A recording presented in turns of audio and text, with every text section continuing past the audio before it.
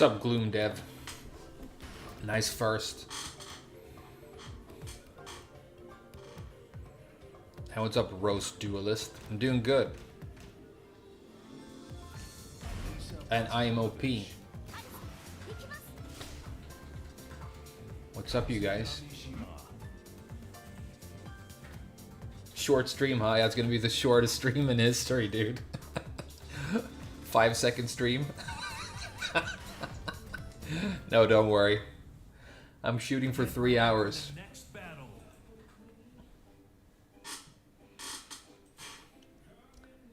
Thoughts on my main Steve? Not playing Elden Ring? No.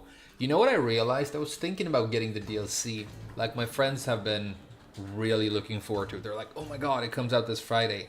I feel like, it's not like I don't love the Dark Souls games or anything. I feel like I'm full. Like when you've had a nice meal and you don't want to eat anymore. It's not like you're not interested in, you know, great food. But I feel like I'm full. Like I played a lot of, I played through Dark Souls 3 like 2 years ago. Then I played Elden Ring. Then I played Lies of P. I'm like not looking for that right now. So I definitely will play the DLC and I will play it blind. I'm just not doing it yet. But I'll do it eventually. Good block.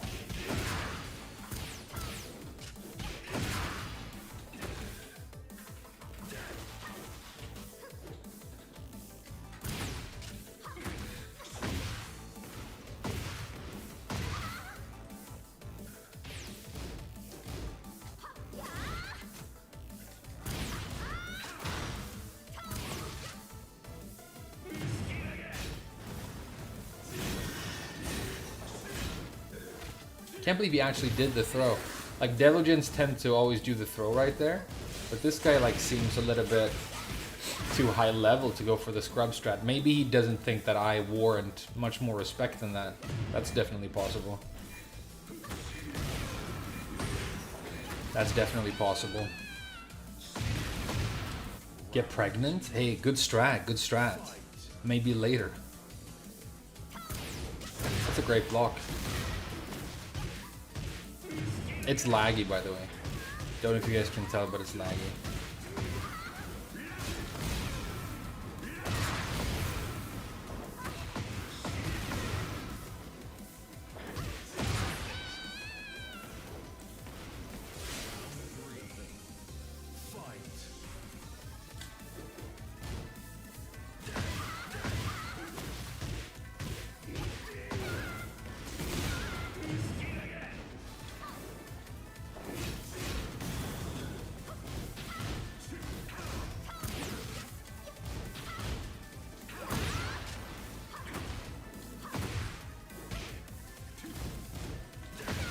Wow, that's a fast one. Was that a macro? What do you guys think?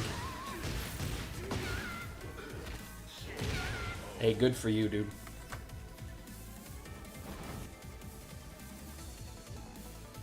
I bet the Devil Jin is gonna hell sweep. Hey, and he leaves as well. I think that's a pretty solid prediction, dude. That's a solid prediction. I also think the Devil Jin is gonna hell sweep. Thoughts on Steve? I really don't know about Steve. I didn't understand him before he got really, really buffed. And then he got really, really buffed in this game. So I honestly couldn't tell you. I can tell you that playing against Steve since he got those buffs, I've felt almost completely unable to do anything. So I think he might be up there in the pantheon of the mega broken, along with, let's be honest, 90% of the cast right now. But it's like I don't have the technical knowledge of why that's the case, so, you know.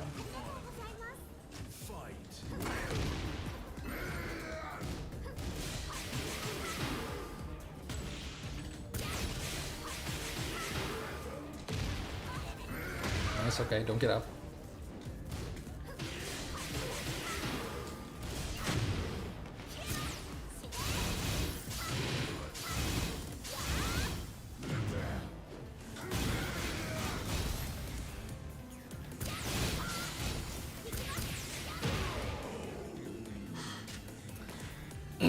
I kind of want to let this guy beat me because then he's worth more points, you know?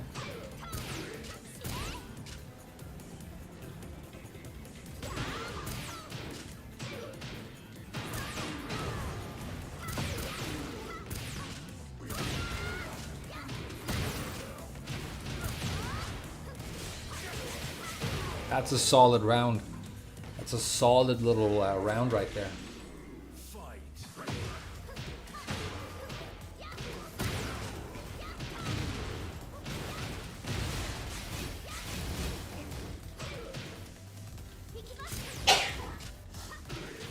Bless you.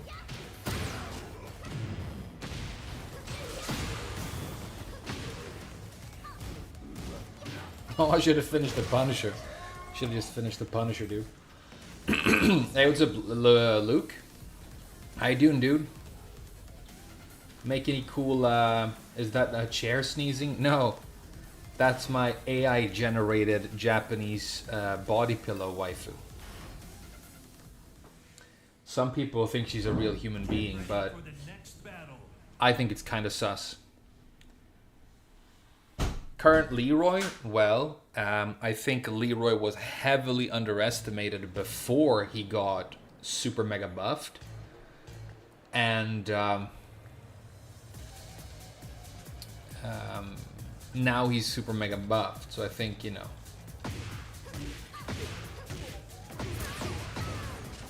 The Bob body pillow?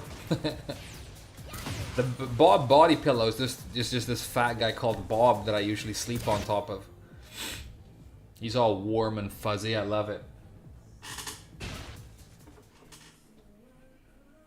Buffs are nuts, I love playing him. Yeah, I bet, dude. I mean, it's fun playing strong characters, it's why everybody does it. Jin is the most popular character in the game right now, and I happen to believe that Jin is also the #1 most powerful character in the game. You know, that tracks. He's also male, wearing leather, has that superficial, you know, Linkin Park cool vibe, you know. Uchiha Momonosuke or whatever. Hey, get sidestepped.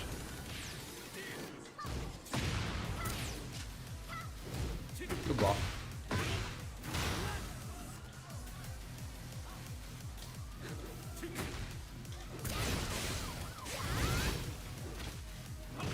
I don't want to lose this round. I feel like I had it.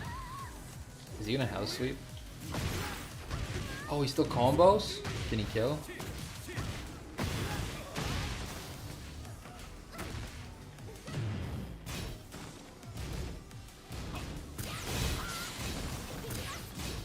Solid block, dude. Solid block. Should have gone mid. Yeah, so that completely tracks, you know. I think Devil Jin is #1 in the game, and I also think, or know for a fact, that Devil Jin is the most popular in the game.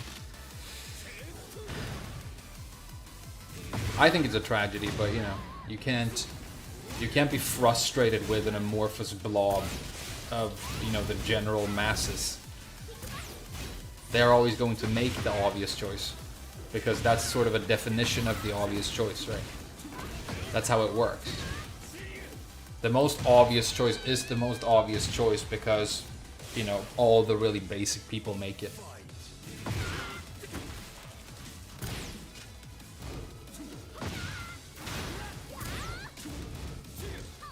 Good dog, good dog. You should never try that move above, like, Tekken King rank, really. It gets ducked every time. It used to be a good move, but now it's just a Punisher because everybody knows it.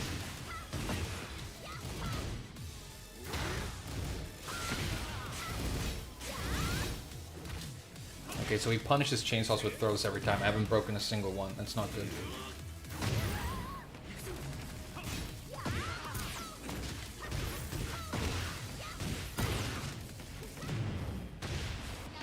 I don't think it's gonna work, but it might. It might.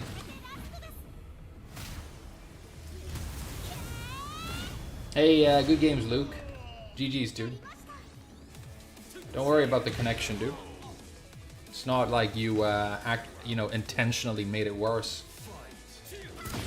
I'll take that whiff. I'll take that whiff, little Jin.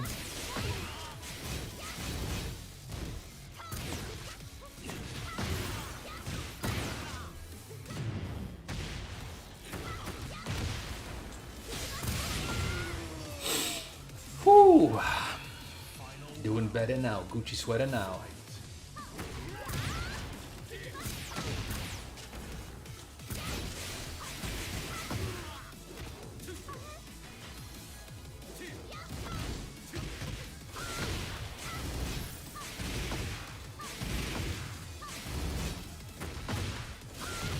Bet you guys didn't think I was gonna beat this Jin. I bet you guys were sitting there thinking I wasn't gonna beat a Jin, but you know.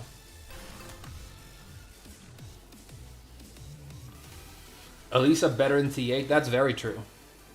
You don't believe Devil Jin is a weak character like everybody's saying? No, I think Devil Jin is almost by definition a broken character because he has an unseeable launching low that leads to so many advantages. You know, they've gone after the Hell Sweep damage, but you could remove the Hell Sweep damage, it would still be a broken move. Especially in a game where you can turn a weak combo into a stronger combo using heat, turn a small launch into a long carry, you know, launch using heat. So he has that. The Flash Punch combo, I think, is like consistently one of the most powerful moves in Tekken. It really is broken. The 1-1-2 that all the Mishimas have. He has Demon Paw, you know, gap closing, heat engaging, safe mid, even though the tracking was reduced in the patch, which is a very good thing. So like the very basic toolkit right there for Devil Jin is like it can't fail. You know what I mean?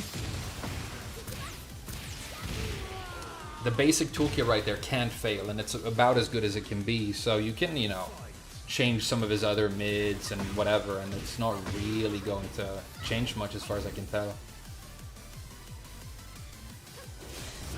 But I think the reason people talk about Devil Jin being bad now and stuff is simply the fact that if you've been playing Devil Jin for a long time and you're used to a certain level of power, whenever that is marginally reduced, he feels relatively weaker to what Devil Jin players are used to playing with. But he can still be, you know, broken relative to the rest of the cast.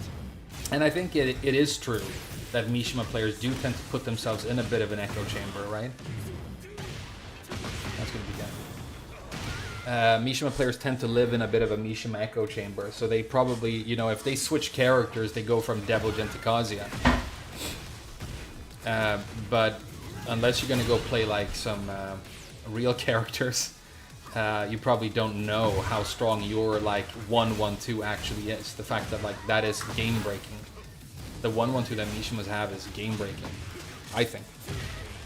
The change I would make to it to fix it is this. It's honestly kind of simple. You have to make it so that you can duck the first jab of the 1-1-2 and launch the second, because then you can duck on Mishimas. Currently, you can never duck on Mishimas ever. But one like the main problems is just the fact that if you duck the first jab and then do a while standing launcher, the second jab of Flash Punch combo will always clip you, which means that it's an unduckable high, which means that it's essentially a mid, right?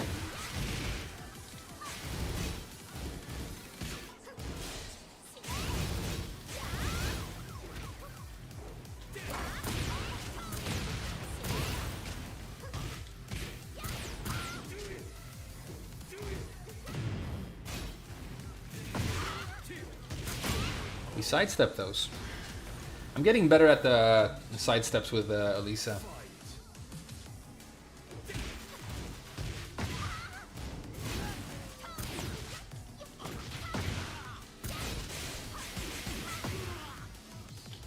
Oh, that's a big lift.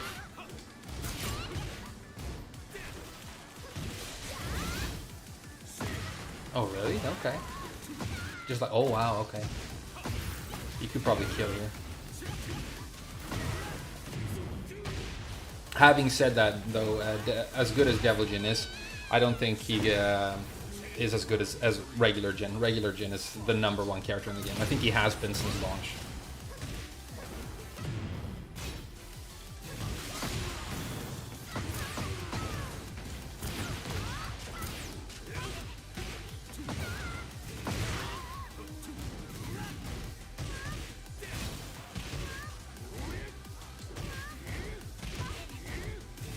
Wow. No way out, no way out, no way out.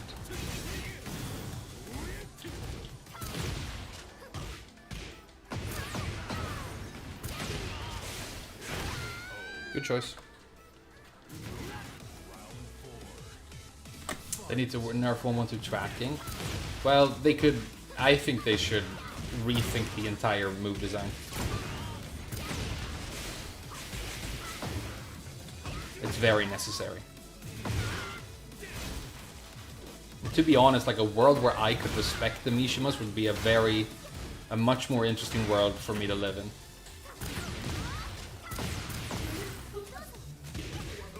Ah, that's a bad choice frame. Damn, I could totally beat this guy. Down 2, where is it? Oh, what a terrible choice by frame. Terrible choice by frame, the new fragrance.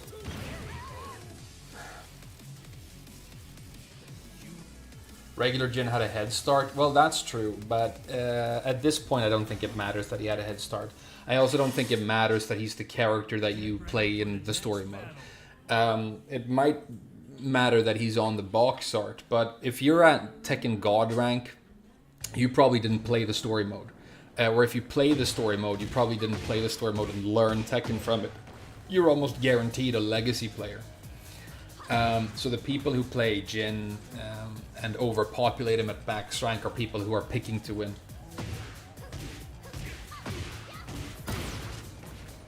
You aren't playing Elden Ring Isekai? Nah. I'm kind of... I've played a lot of Dark Souls games. I'm not in an urgent need to play anymore right now. Available for purchase at Frames Bar? Yeah, exactly. There are little bottles of it on the... oh, come on, give me a break from this guy.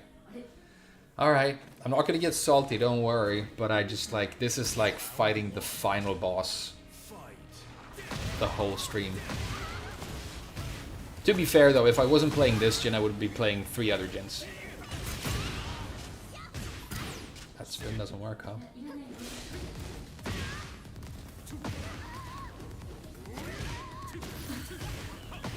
The launch on that axe needs to be removed as well. The launch on the hour or the axe kick full stop.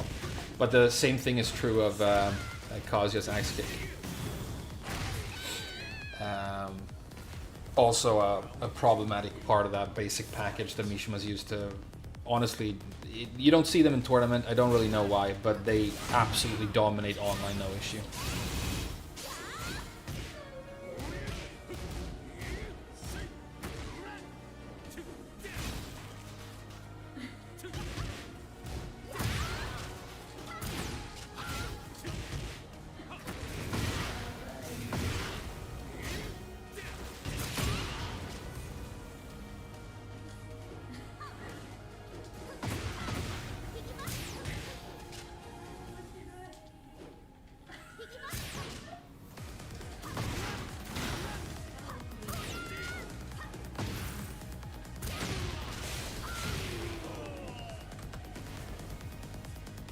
Is Jin the best character? I think so, but I don't know if a lot of people agree with me. I mean, King was also like top when this game came out, and King has been buffed like 3 patches in a row, which is very strange. So I think King might be up there as well. I don't know, but yeah, it's probably Jin. It has to be Jin. As far as I can tell, there's not a flaw in the entire move list. Not a single weakness, not a single flaw. Basically not a single thing that he doesn't do better than all other characters, and no opening for him to ever take damage or be at any sort of disadvantage. It's a pretty much... Jin in this game is a perfect kill.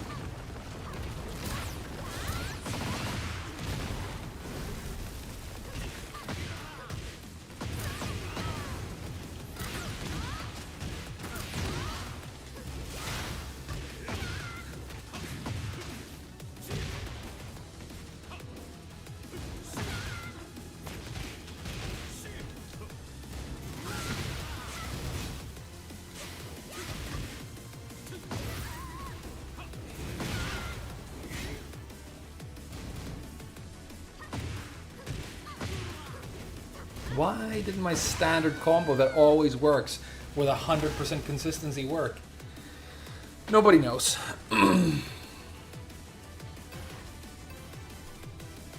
Online competitive plot armor? Pretty much, yeah. Pretty much. I think Jin it has plot armor, yeah.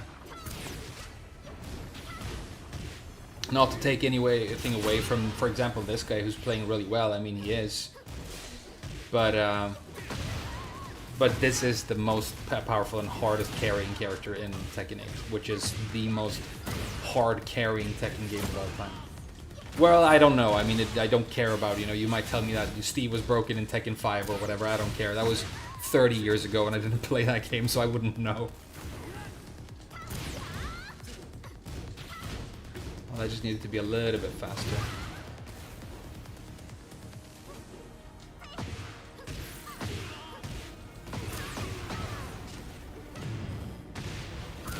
Oh, I messed up! Still got it though.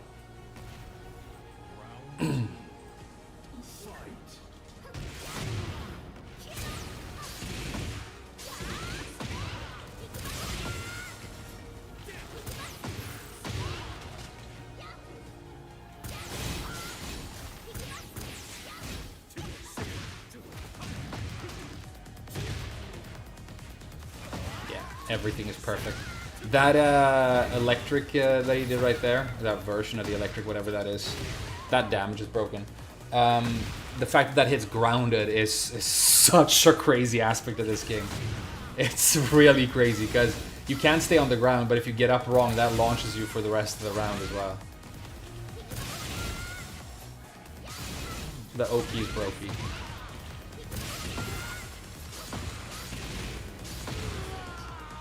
Oki is very brokey. Alright, just get him now. Okay, sure.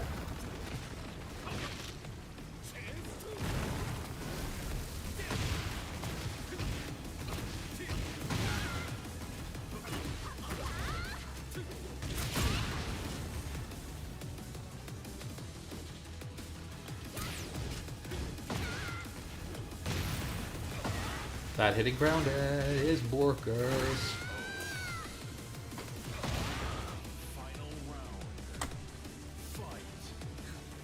Shouldn't hit grounded, no, definitely not.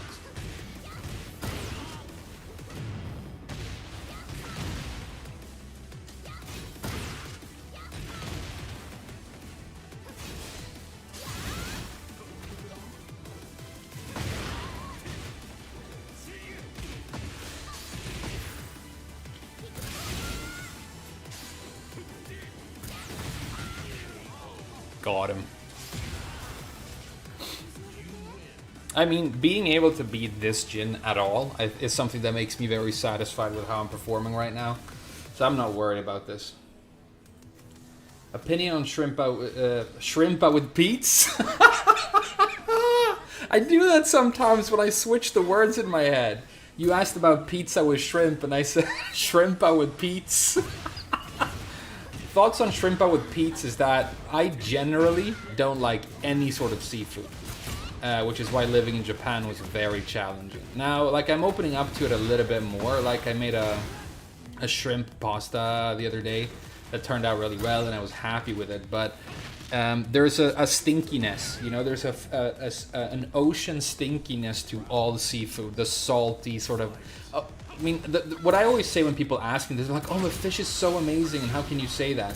If you say to somebody that, for example, their vagina smells like fish, do you think that that is an insult? Because I'm pretty sure if you say that something smells like fish, you're saying that it stinks really bad. Everybody knows what I mean, right? And there's a whiff of that, no matter how much you like fry something in butter or dilute it or whatever, that's always in there with anything that comes from the ocean. Always. And when you get that hot shrimp bathing in that cheese on that pizza, now you're about to bite into something that, you know, I mean, the flavor profile is very, very obvious when it comes to pizza, right? You've got the cheese, you've got the salt in the bread, a little bit of salt in the tomato sauce. The tomato sauce, if it's good, has a little bit of acidity to it. Now, nowhere in there am I looking to get, like, the stinky smell of an unwashed vagina, right? So no, I don't put Pete's on my shrimp or whatever, dude.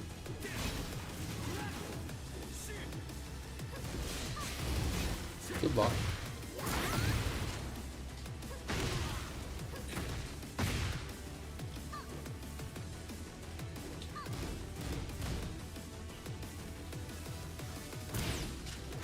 He throws way too much, this guy.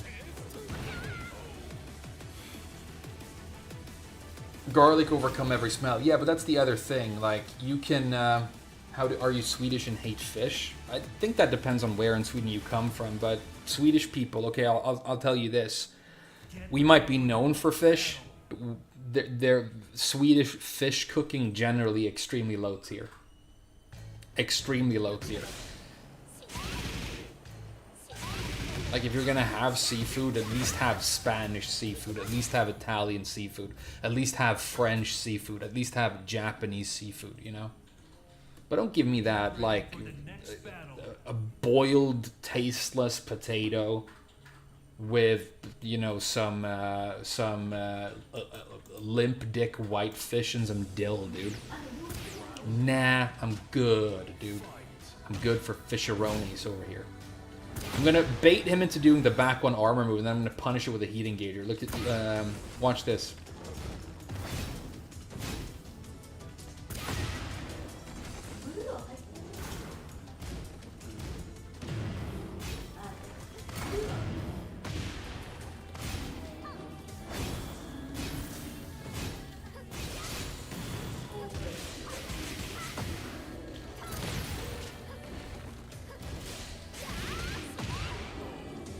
Okay, I'm so glad I'm not fighting that Jin anymore, because now I can start winning matches and getting some points.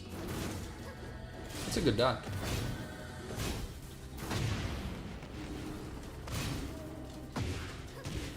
I'm gonna waste all of his heat time by like doing a long combo and then shooting missiles, miscellaneous missiles.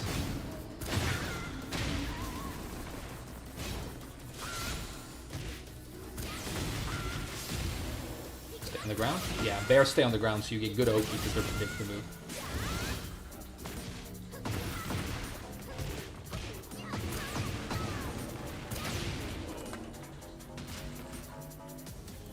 Hey, what's up, Stan Churn? Yeah, I'm doing really good, dude.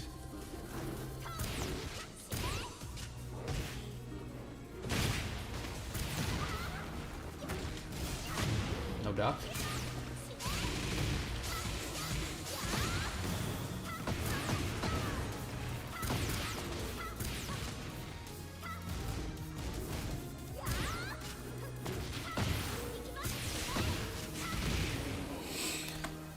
Get cooked.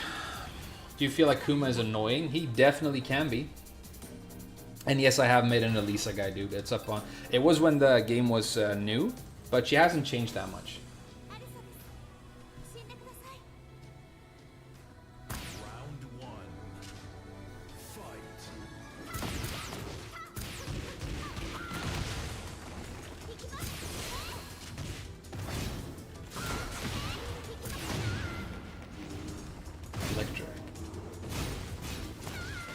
See, all this stuff right there. The heat stuff for Kuma and Panda, I think, are... unless there's some tech that I don't know, it's very broken.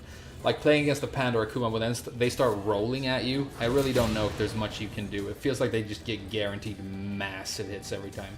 And the running move right there that he's about to do here, or the running 1+2 that transitions into hunting, also needs...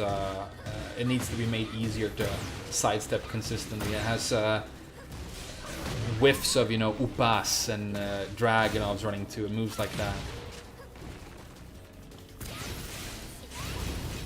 I shouldn't have done a double forward 1+2 right there. It's a terrible choice. Don't know why I thought it would work. It felt like it might.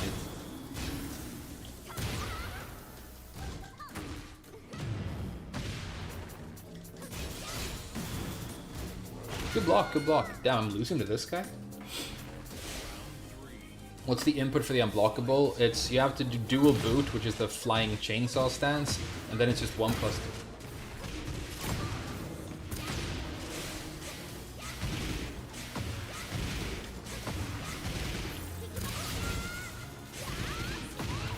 Get cooked.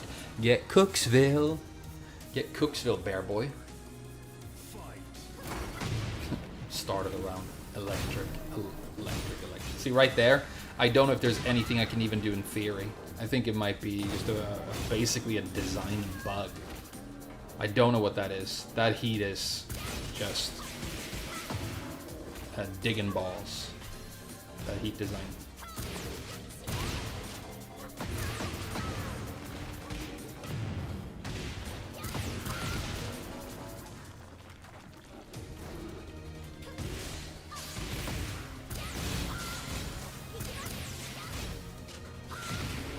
Okay, we still have a shot at this. Just one more round. Stay solid in the pants. Please open with back one again.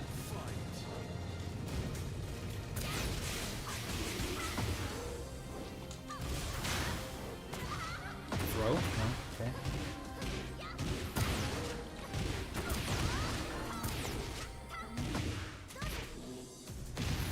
One more hit.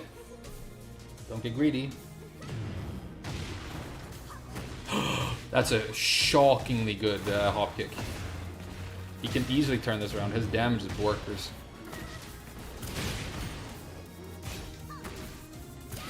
Okay. Bagoosh.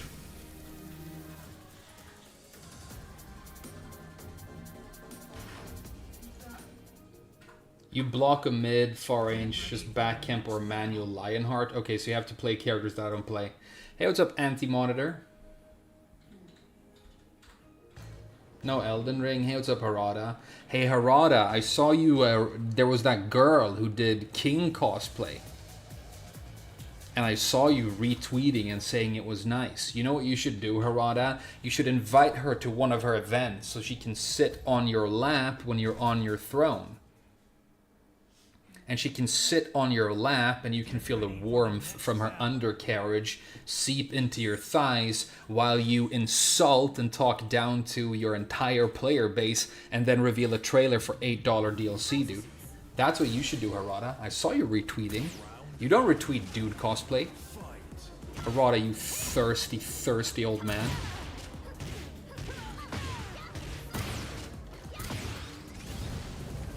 I saw you retweeting that King cosplaying girl. You like cat girls, Harada? Invite her to a Tekken event, you know? Put her on the payroll. If she's on the payroll in Japan, you can basically touch the gooch. HR doesn't exist and there are no unions, so, I mean, at that point, right?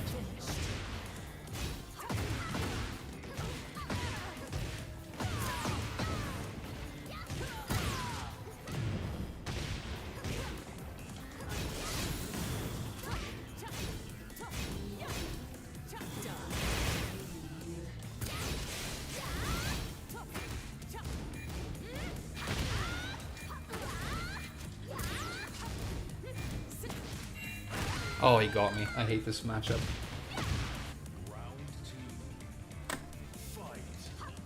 It's my least favorite matchup. Except for like Yoshi Zafina. That one's awful.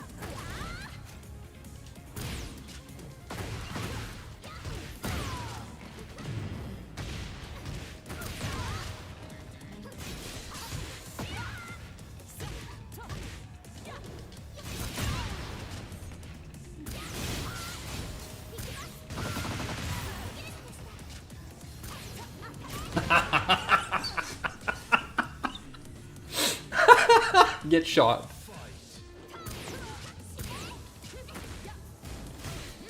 Hey, you don't have to be upset and start really spamming, dude.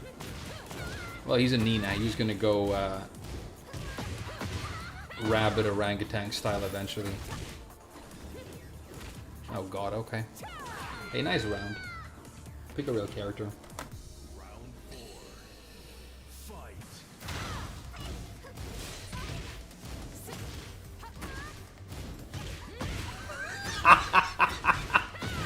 Not only am I not going to rematch this Nina, he goes on the block list, I think. I haven't really done that before, but I think this guy just goes on the block list, right? The soft block list. This is unbearable. This is unbearable. Unbearable.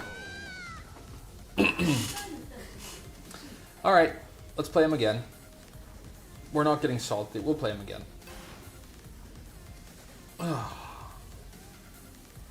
Nina's a joke character, though. Oh.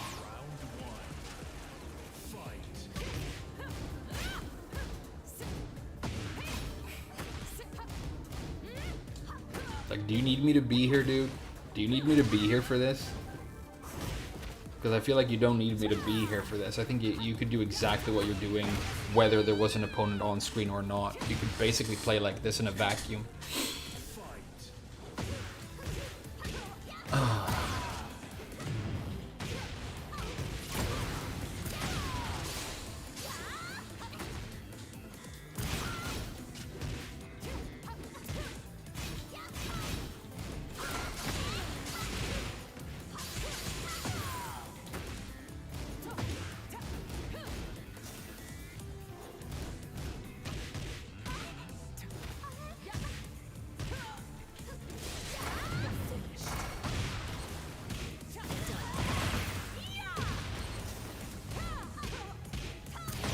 Hey, BDs. Oh god.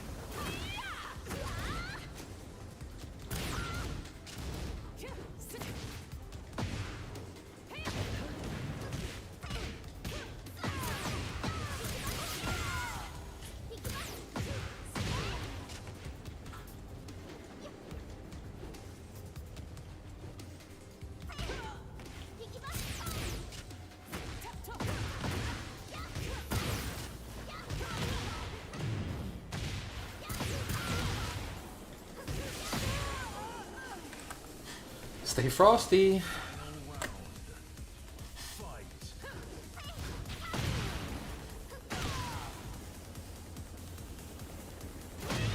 Yeah.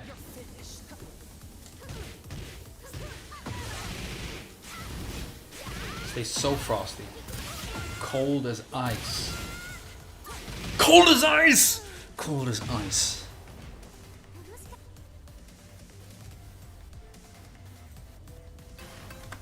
Uksam.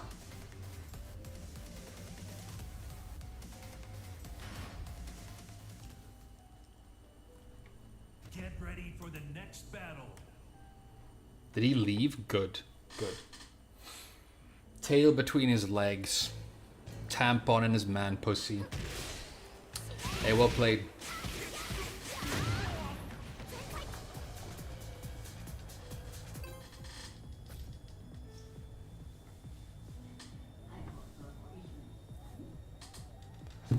Yeah, the down 4-2-2. It's a counter hit. It's guaranteed on counter hit. I know it's crazy.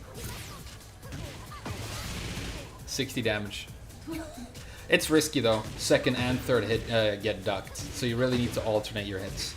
But when you're playing like Huarong or Nina, it's not like they're not gonna spam. So you can quite confidently throw it.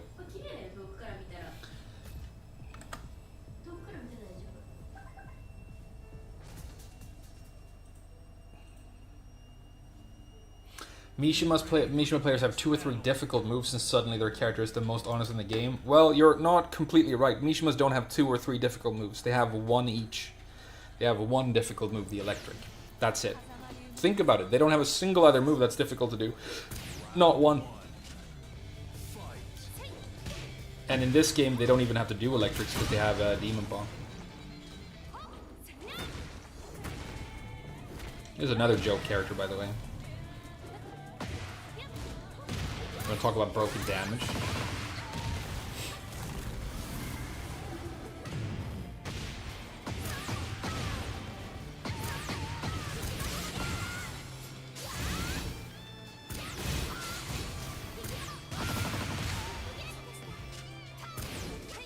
solid block. I could lose. Yeah, I already did. Oh, this is a joke character. Jin has the highest damage like of any character. It's so ridiculous. Consecutive wave dashes are still pretty difficult. Well, why would you ever do them? They don't achieve anything. I mean, you can do them and feel like you're doing like something cool, and then out of the wave dash, like you get a successful mix-up and it's poggers or whatever, but you could just, you know, stand at half screen and press your win buttons until you win. You know what I mean? It's the same argument like taunt jet up, or yeah, it's difficult to do, but do you need it to be successful with Brian? No. I mean, as evidenced by the fact that nobody ever uses it competitively. That's a very solid duck, though. Oh, that's so lucky! That's crazy lucky. Come on, man. That's the luckiest you've ever gotten, dude. Except for that one time when your cousin let you see one of her nipples, dude.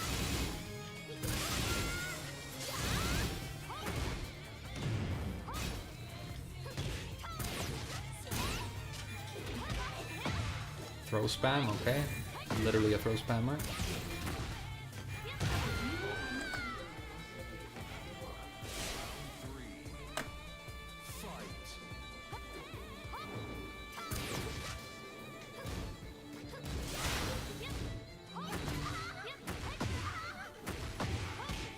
I feel like Can destroy everything in this game. They destroy every stance mix-up you try and do. They cancel all, like, they cancel everything. They just win, Can-Cans.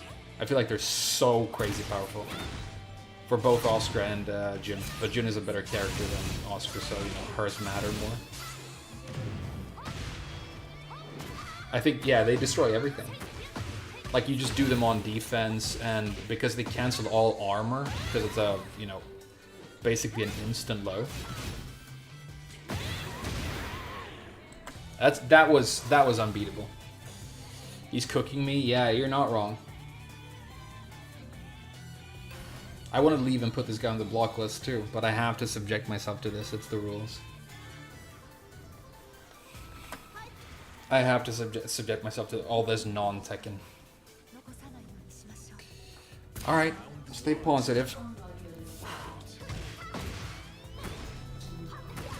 Can-Cans? Can-Cans? Get Can-Cans. Can-Cans. Can-Cans on defense. Too much range. Hey, run up and do Can-Cans.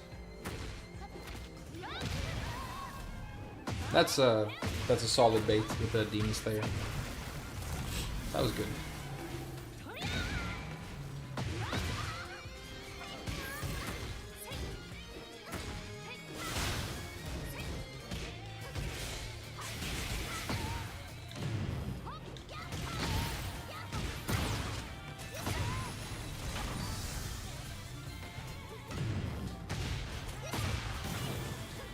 Called sidestepping. I know you Jin players don't have to worry about stuff like 3D space and movement because everything you do is a homing move, but you should look into movement, dude. It's pretty cool. Like, just for fun. You're never going to use it as a Jin player, but look into movement for fun, dude.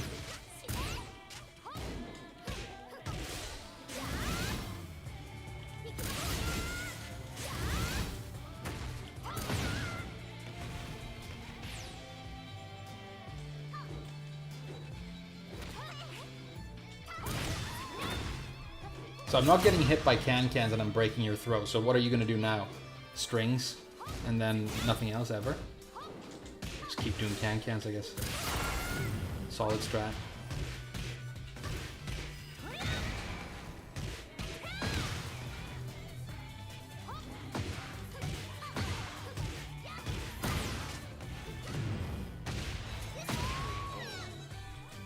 Break his throws and just don't get hit by Can-Cans.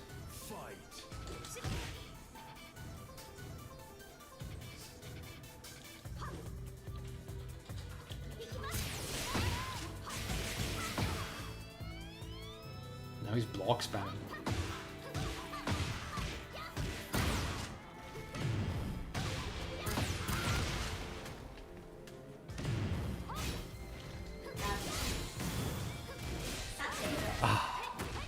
I try to do a stance mix-up, which isn't the strat, because he can always can out, break everything, and get a free 50% every time I try and mix him.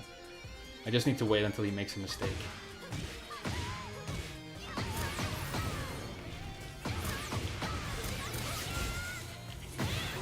Okay. Oh no! Come on, Frame, how do you mess up that hard?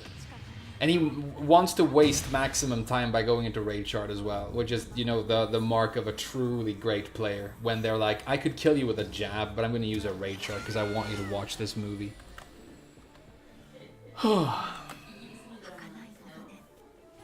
What's the second raid shard you've done, dude? 10 seconds of my life you owe me.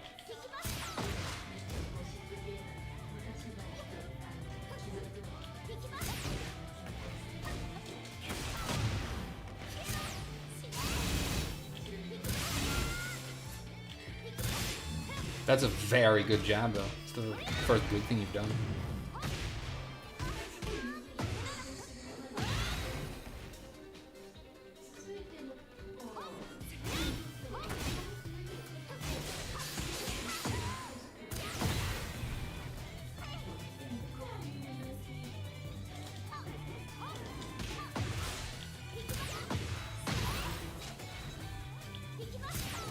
Good block. Dude.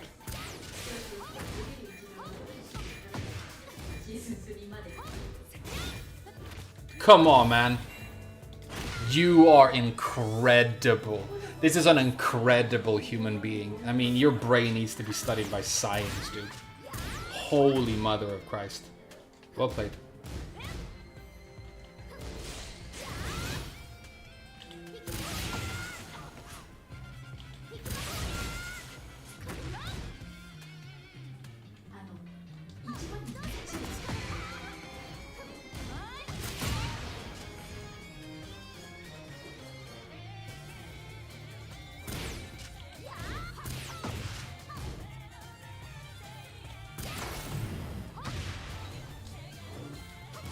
Good block. Thank God, dude. Thank God. Thank God. Hey, what's up, Foot? Are you that Foot guy that Aris tells the story about? Who got told to shut up by an Armor King player in an arcade? Are you that guy? Hey, you're a legend, dude. I think you might be where the meme of the Lily players liking feet might have originated. I mean, it's obviously true. They do love feet. More throws and can-cans, dude? Throws and can-cans? Develop a playstyle, dude. You should try developing like a playstyle that isn't throws and can-cans. I mean, you might like this game and, you know, get somewhere with it. I suppose you could just do throws and can-cans. It's easier.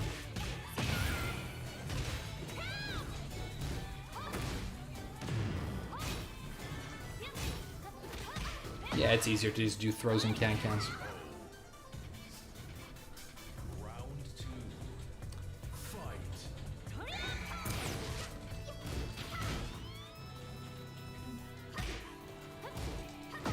Throws and can-cans. The player.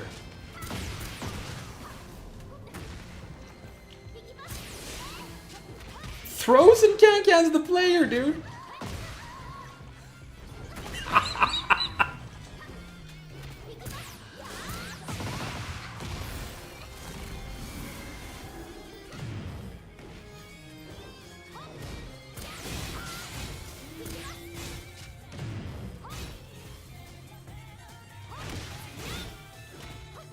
I mean, this has to be a joke. He can't be Rio. Oh, she has a low one as well. I forgot about that. Okay. Yeah. Again, I wish I hadn't rematched him, but those are the rules. I have to rematch everybody, right?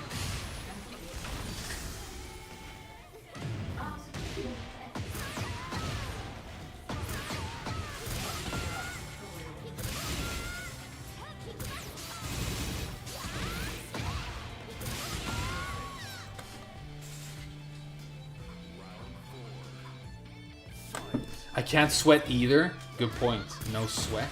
That's gonna be hard. I'm such a sweaty guy. I always smell good, don't worry, I always smell good. I know I don't want to like break you guys' fantasy because you're obviously fantasizing about kissing me in the real world. Don't worry, I smell great. I just have to... Like, I can never use a t-shirt 2 days in a row.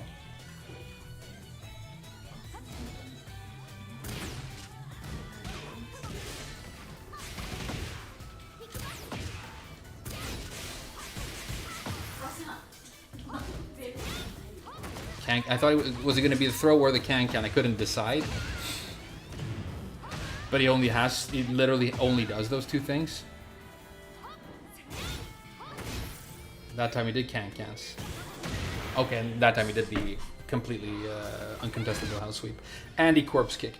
This is one of the... Never mind, I'm not going to get salty. But... calm, I'm going to say this. I respect you... not that much as a player, dude, because you do two things. But, you know, whatever. They work.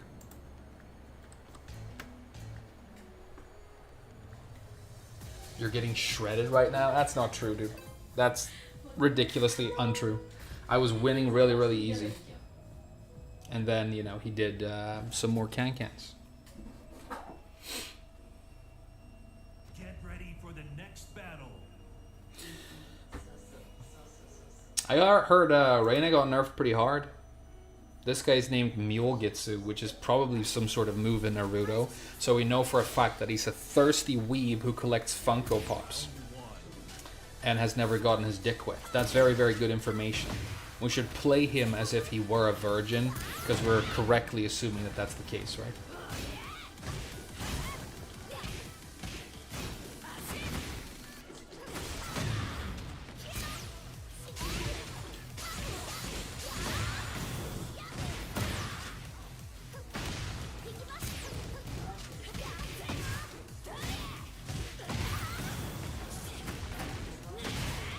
Yeah, play Reina and name yourself after a Naruto move, dude.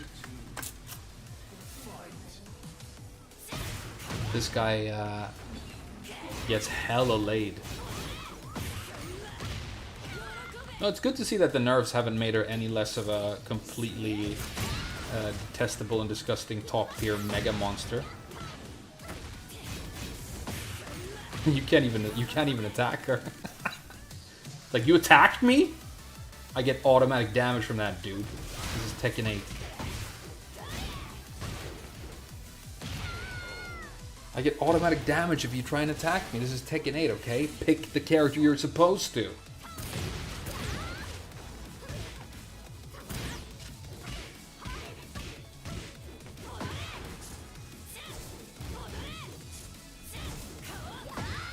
I'm still gonna win this. He's not very good.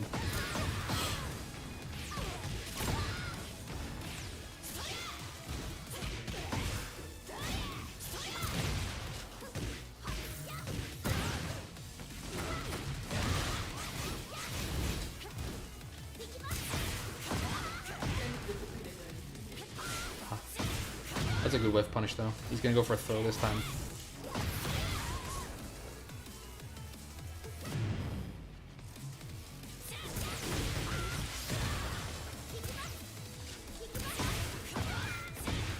Oh, he got me. No. Oh, he's alive. That's crazy. I am still gonna win this. I am still gonna win this. I can feel it. It's my destiny.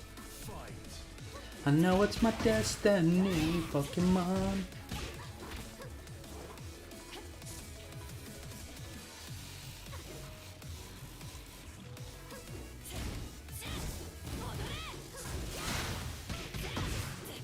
Yeah, there goes the unbreakable throw that ruins Tekken. There goes the unbreakable throw that ruins Tekken 8 completely. Why'd you do a homing move frame? This guy doesn't know about sideways movement.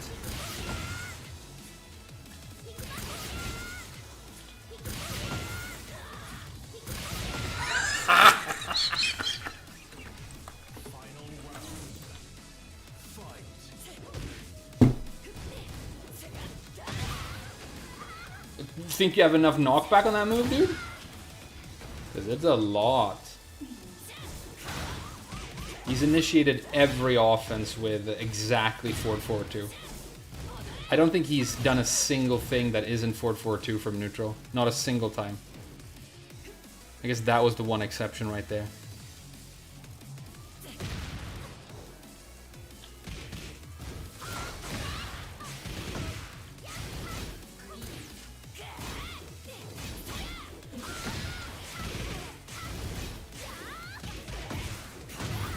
Why? Why would that work? Why would that work? Okay, I'm going to absolutely destroy this guy. I have to. I mean, forward forward 2 60 times. And that's 5 rounds against this guy. Forward forward 2. And the last guy did nothing but the same throw in can-cans.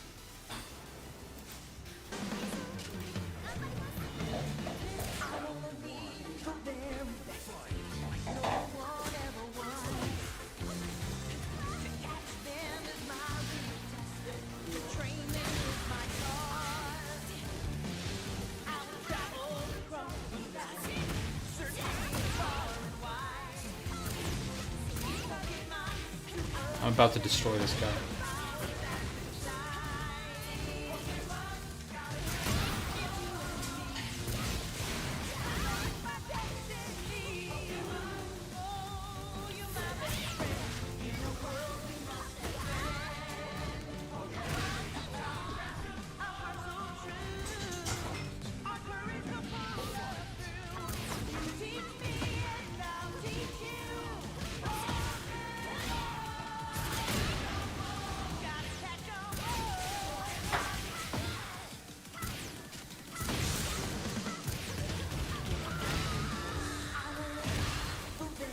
You eat shit and I teach you.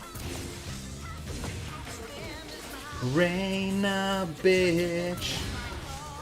Gonna get so fucked. Gonna get so fucked.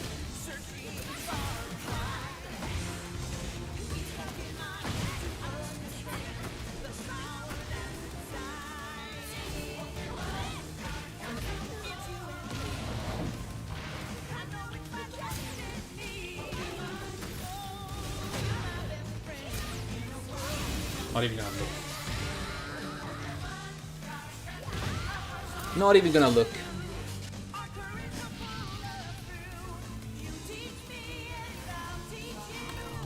Eat this dick.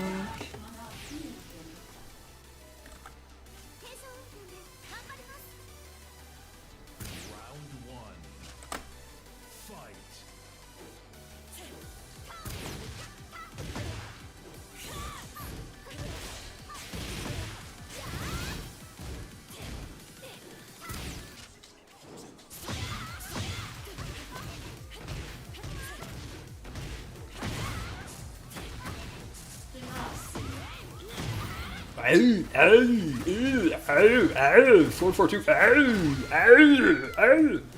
Hey, Myogitsu, your favorite anime is trash. Don't know if anybody ever told you, but your favorite anime is trash, dude. So keep doing unbreakable throws. Or breakable throws. He's so fucking pissed. Dude, it's not my fault that you're trash and only have 4-4-2s, dude. It's not my fault. It's you and Harada. That's on YouTube. I didn't do this. I didn't make you an angry little 4-4-2 spamming Reina weeb, dude. That's your doing.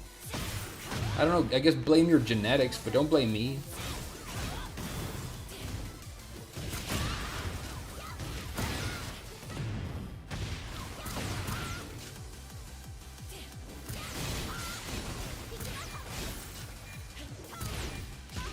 Good punish. He's listening to the song now. This guy's listening to baby metal. Come on, man. That's what he's spamming.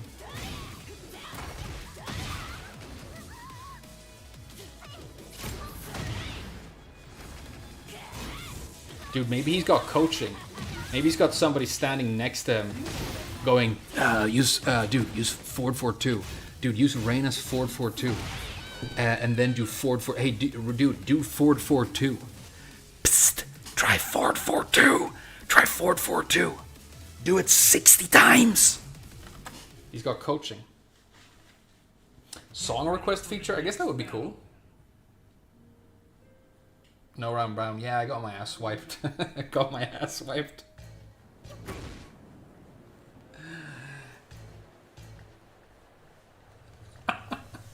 A3 Dizzle. Nice Nihongo Jozu. Nice Nihongo Jozu, dude. Very impressive. Very Nihongo Jozu.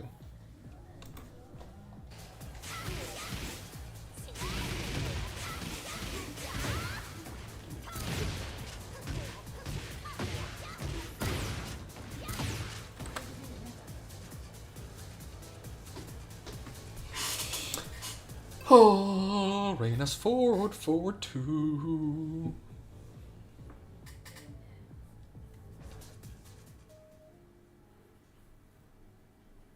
Get ready for the next battle. Nihongo Jozu is the sixth sequel to the Jaws franchise when Jaws goes to Akihabara to buy Bakemonogatari figurines.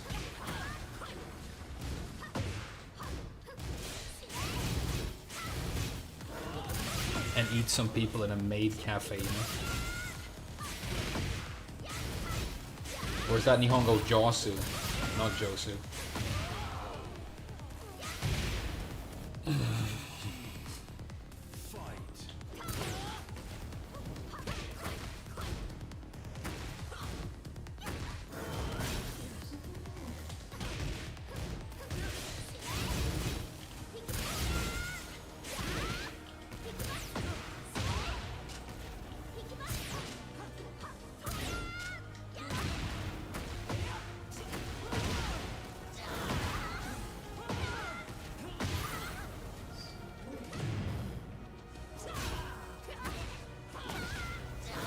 Wow, okay.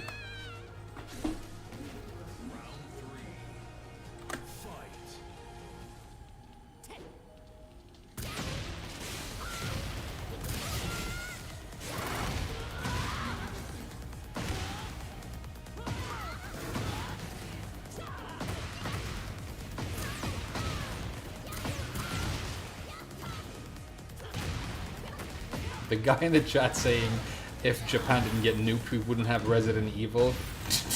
Fucking Elder. I hope you're trolling. I hope you're trolling, dude. I'm gonna go ahead and say not worth it.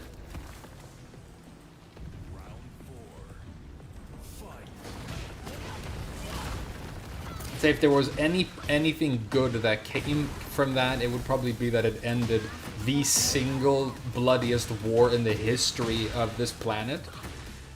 But you know, yeah, Resident Evil is pretty cool.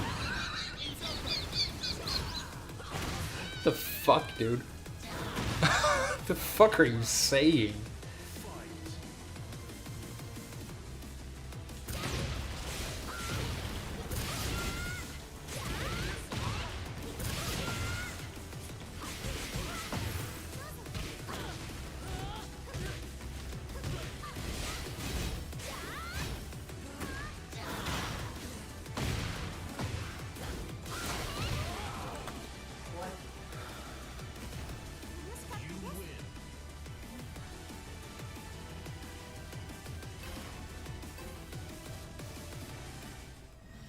He's not trolling? Okay.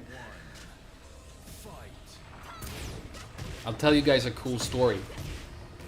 So I was in Sapporo in, I don't know, I never know what year I was anywhere, but I was 20, so it would have been like 14 years ago.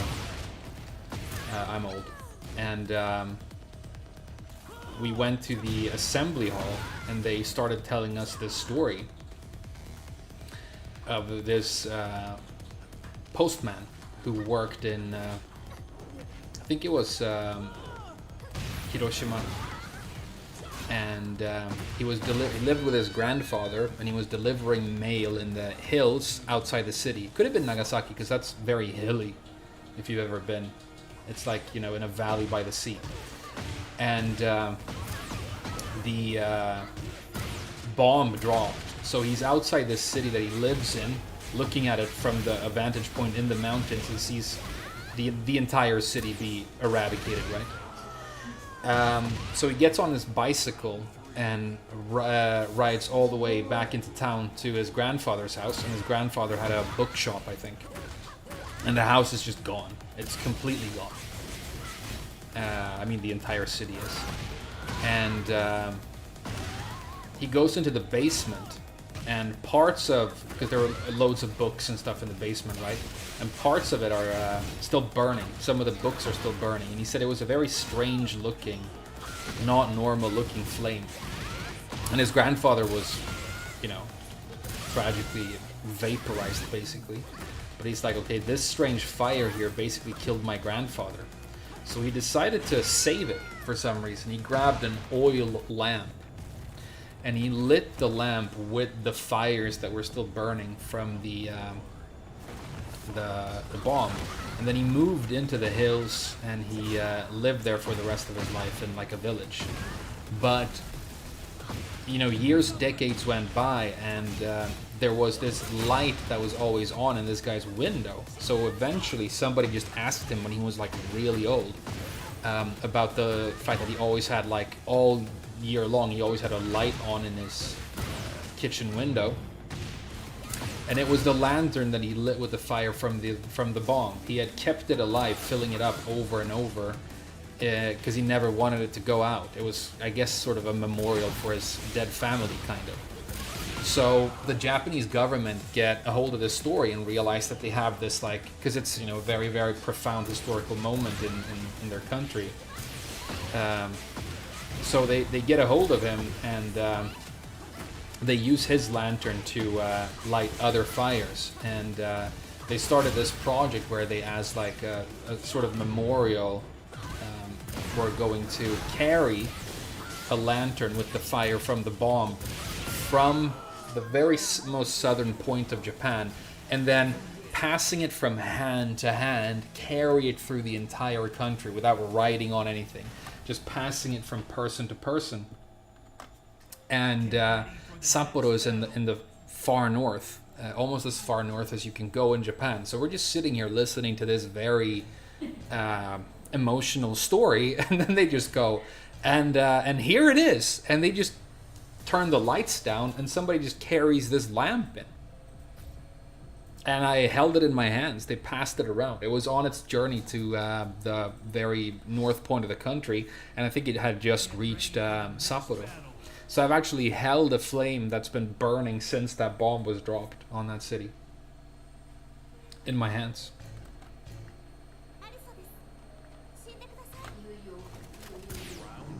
Pretty cool, right?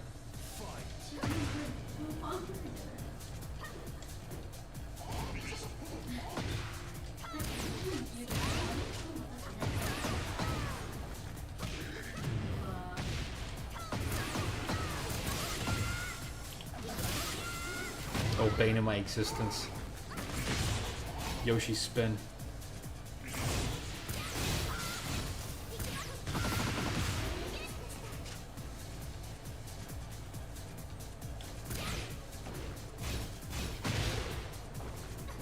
Oh wow, I'm gonna lose this round?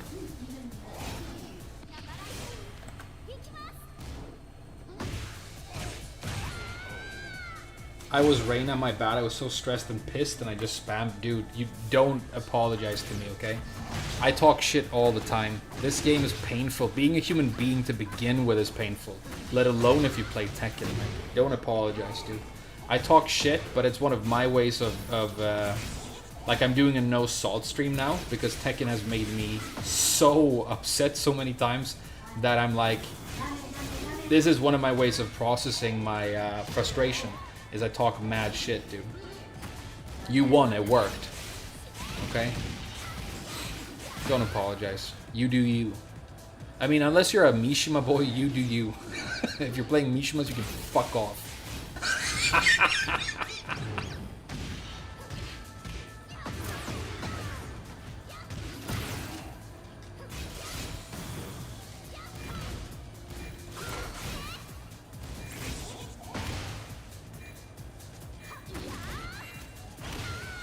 Oh god, I can't believe I'm losing this. Oh, I guess Reina is a Mishima, kind of.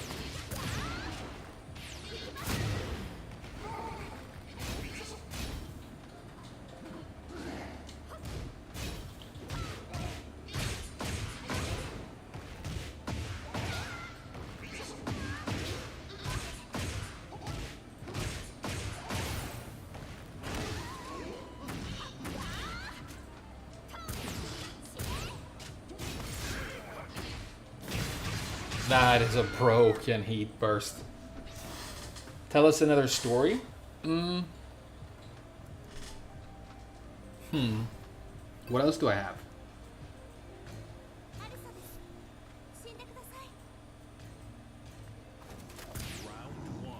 Foreign streamers in Japan causing trouble. I was honestly thinking about almost making a video about it. I mean, I was a YouTuber in Japan. It never bothered anybody. But,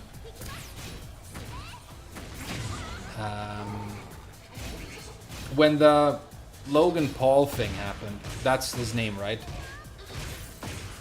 Is that the... It was one of those curly-haired, YouTube psychopaths. I think it might have been the one called Logan Paul. When he was there. That was... that upset me a little bit, because there was one... I didn't see the one where he went to Aokigahara, to the forest. Because, I mean, I would have been disgusted to the point of actually throwing up. But I saw one where he was in the city, and he was just walking around, like, trolling people, throwing Pokeballs at people, going into restaurants. And I remember this member of staff at this restaurant coming over and, like, what's going on? And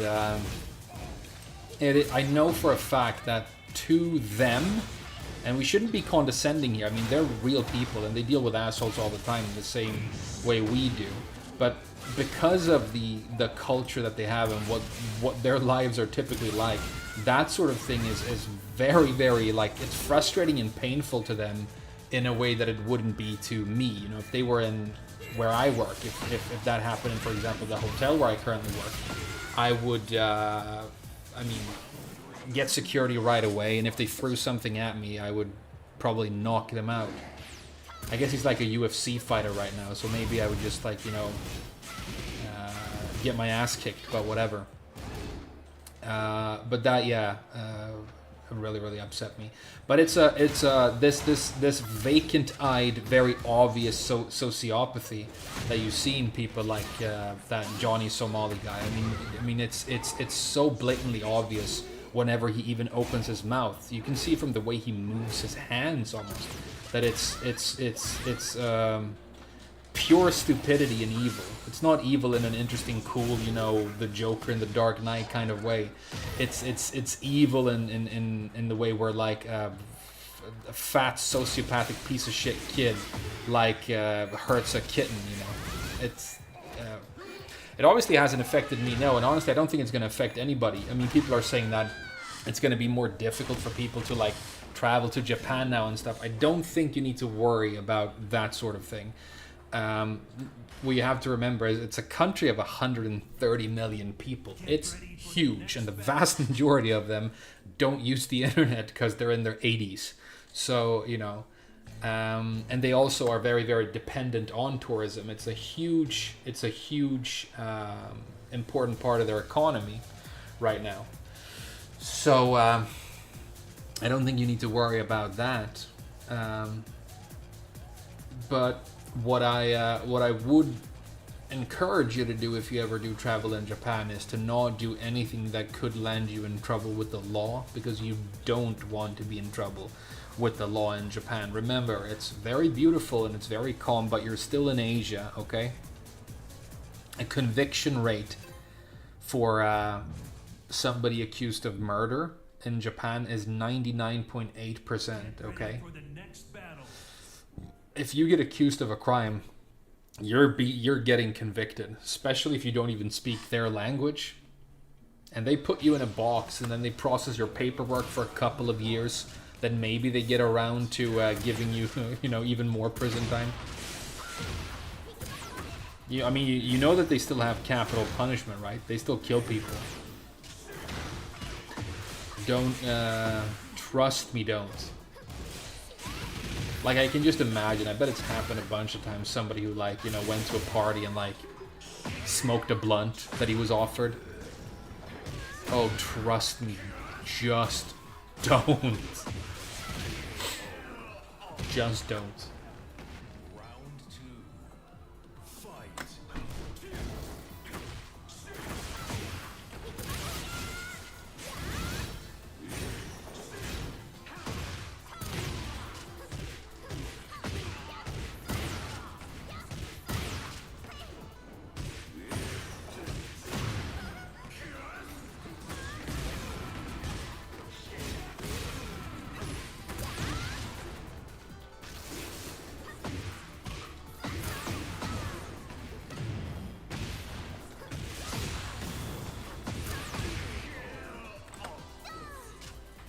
What's your favorite country that you visited? Honestly, I think the answer is kind of simple for me. I love Spain.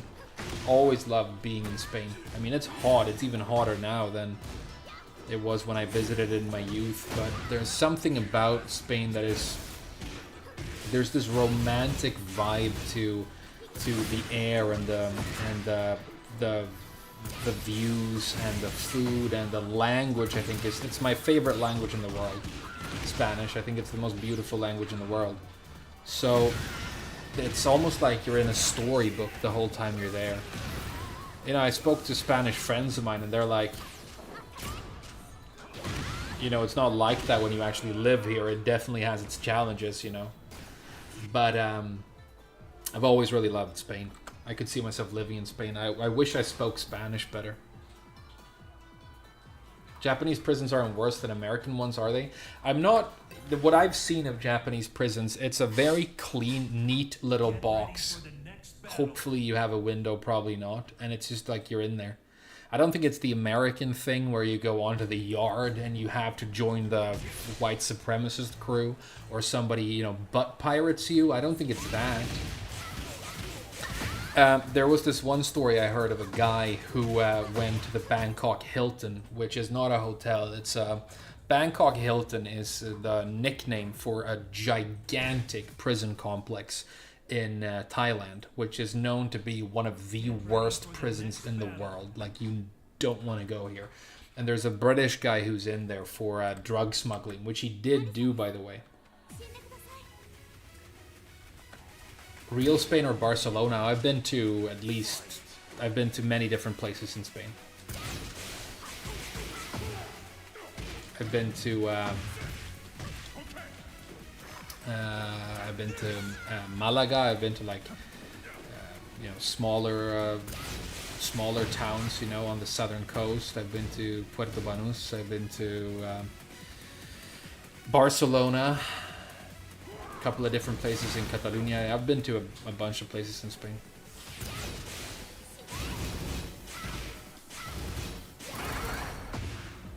I studied in Spain for one summer when I was 16. In a place called Benalmádena, which is close to Malaga. Oh, that doesn't work, huh? And the guy who, this British guy who ended up at the Bangkok Hilton managed to escape because he basically found out that they were going to execute him, which, like, if you get convicted of a drug crime in Southeastern Asia, I mean, if you get convicted of a drug crime in Singapore, they still hang you. I mean, it's one of the cleanest and most civilized places in the world, but if you, they find, some weed in your asshole, they hang you by the neck. And your embassy and your family can cry as much as they want. They don't give a rat's ass, dude. But he managed to escape. The story of his escape, there's a YouTube video where he describes it himself, the entire process, and how lucky he got. It's insane how lucky he got.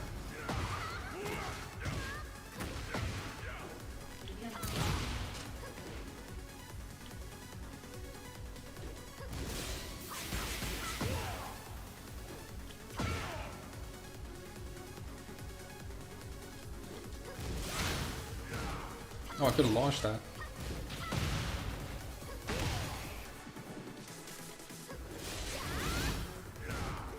Could have launched that too. I need to get better at this game.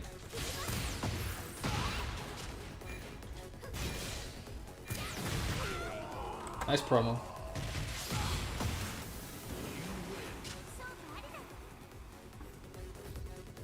I thought Barcelona blew me away though. I thought Barcelona was beautiful.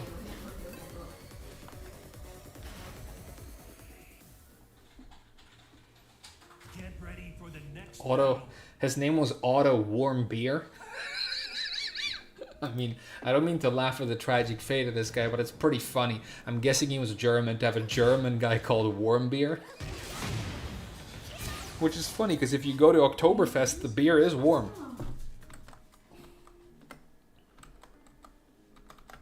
Get ready for the next battle.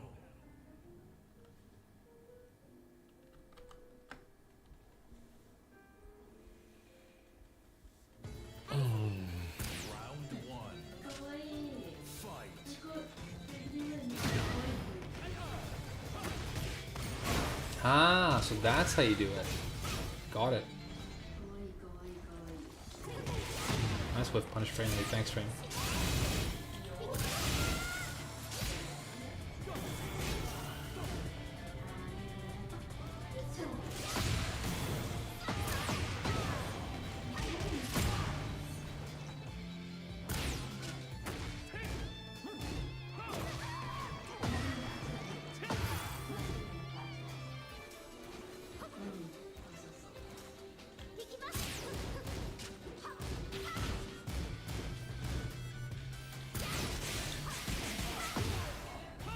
Okay, I'm done. I hate slides. Slides is like a move archetype that I think can only lessen a match. It only makes everything worse. I really hate them. I've never played a character that has one though. Maybe that's why. Good job.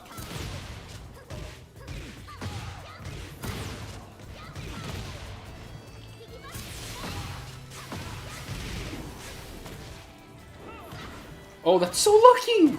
That is incredibly lucky, dude. That is so much luck! I've never seen anybody this lucky! Just give me the points, dude! You point-stealing bitch! Give me my points, you lucky! Ah! Oh, don't get salty. It's just a shitty match of Tekken. It's a shitty match of shitty Tekken, Tekken 8.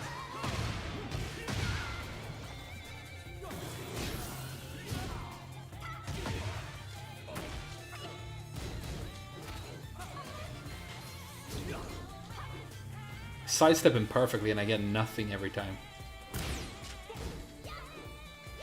Deeply unfair.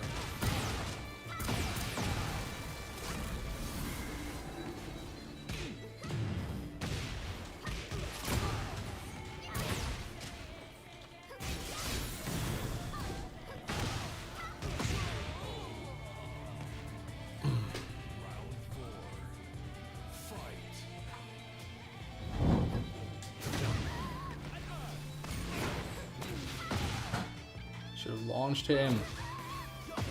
He's sliding now.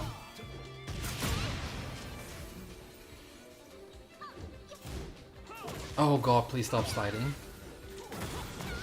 And doing snake edges, or I mean hell sweeps. It's gonna break.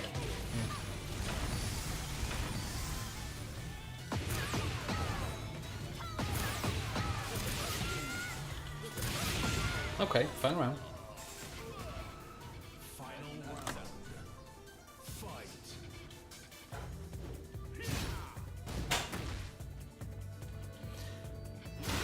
I've been to Thailand as well. I went to Thailand with my family when my dad turned 50. and I got this really, really uncomfortable massage from a transvestite. I mean, no hate on the guy, or, you know, lady, whatever he prefers, but it was probably a really good massage. I was just, you know, I was young, and it made me uncomfortable. Maybe it shouldn't have, but the circumstances were what they were. We were traveling through Thailand, me and my family. So my two sisters, my parents, and my grandmother went. And here's the thing, we get along reasonably well, as long as we're not together for too long at a time. You know, you get tired of your family members, everybody knows this.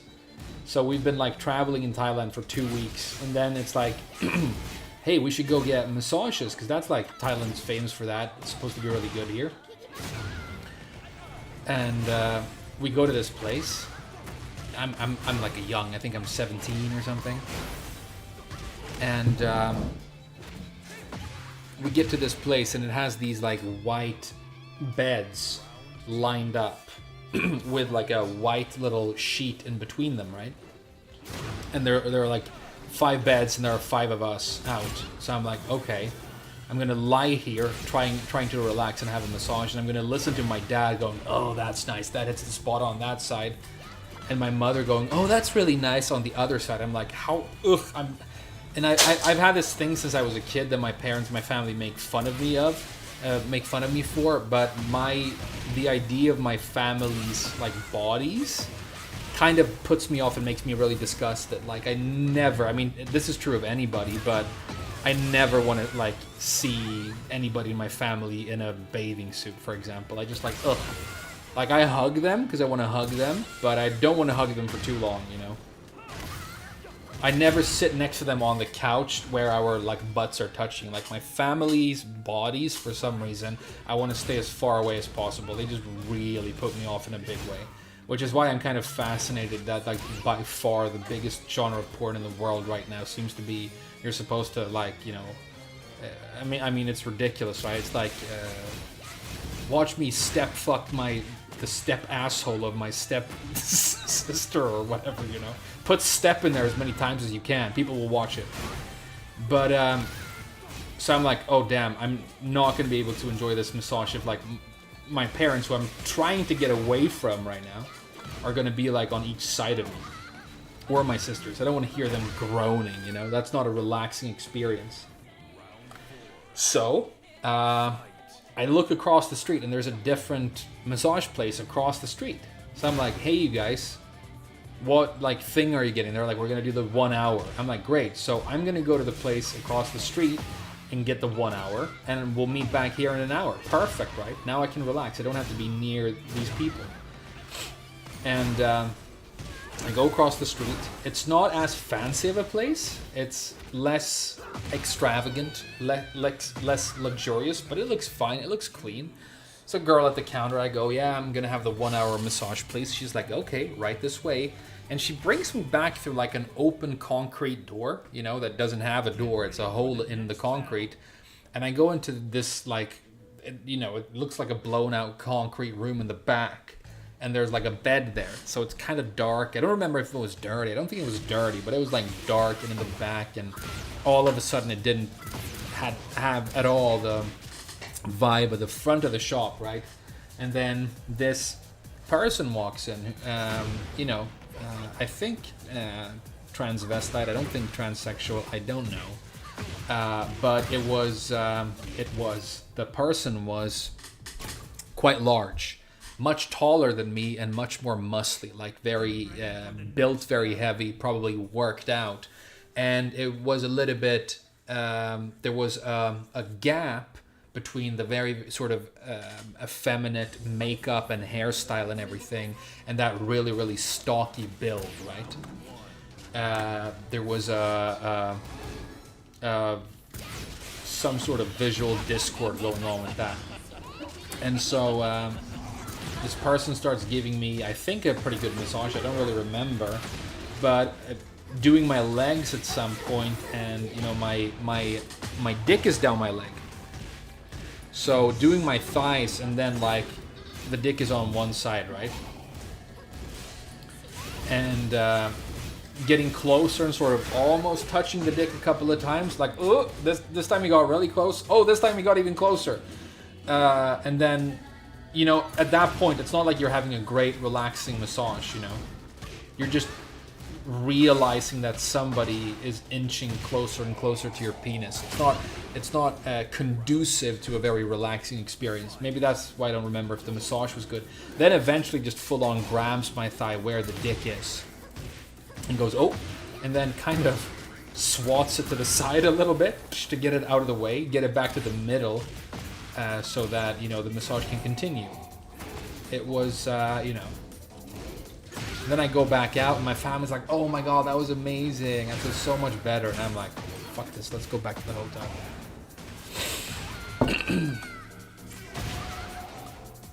How's the stream going? No king players. No, I think all the king players got God of Destruction the day of the patch and then quit Tekken 8 because they finished it. So I haven't seen the king players. I mean, really, what you really end up facing all the time is Jin players. Jin is the really overpowered, overpopular character.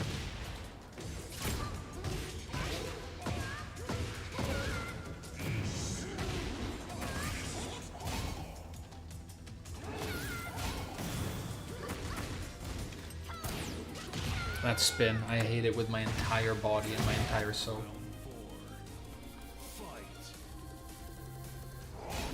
This is one of the more strange stories I've heard from Frame. Oh, it's just like a little episode of something that happened. It's not even really a story. It's like a... I mean, if I was a transvestite massage therapist, and I had to do somebody's thigh and there was a dick there, I'm like, oh, this is awkward. Like, do I ask him what I should do about the dick? Do I ask him to move it out of the way?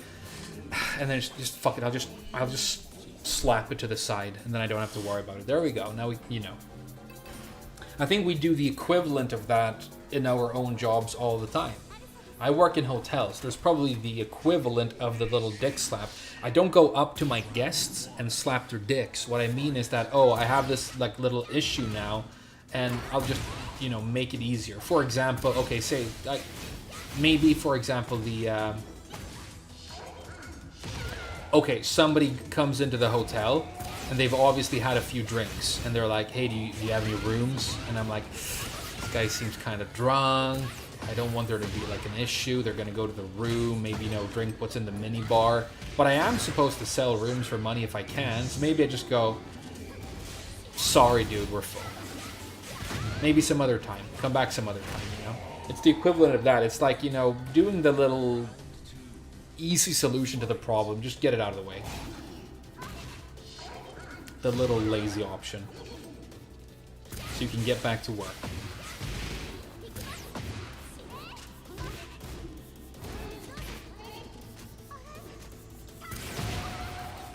That move's broken. That move is broken.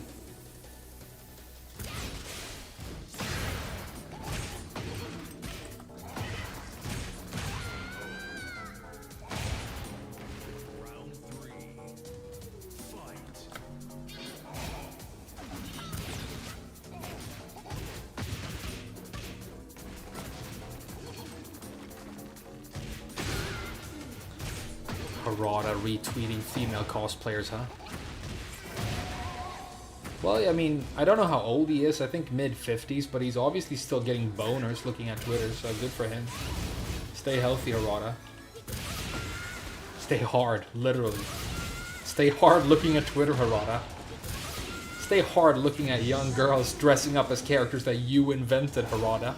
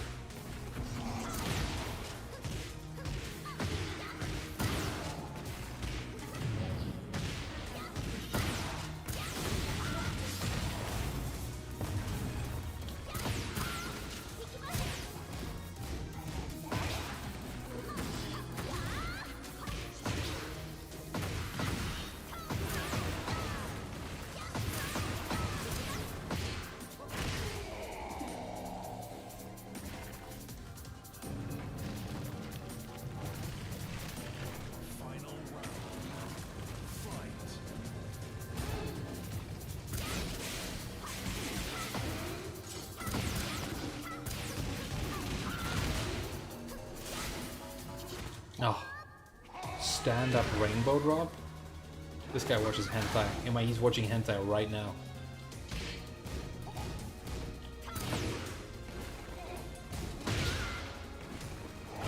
Finishing every string, by the way. Nice. Oh wow, it's over? I was kicking that guy's ass. Fuck this. Hey, what's up, Flak Jacket?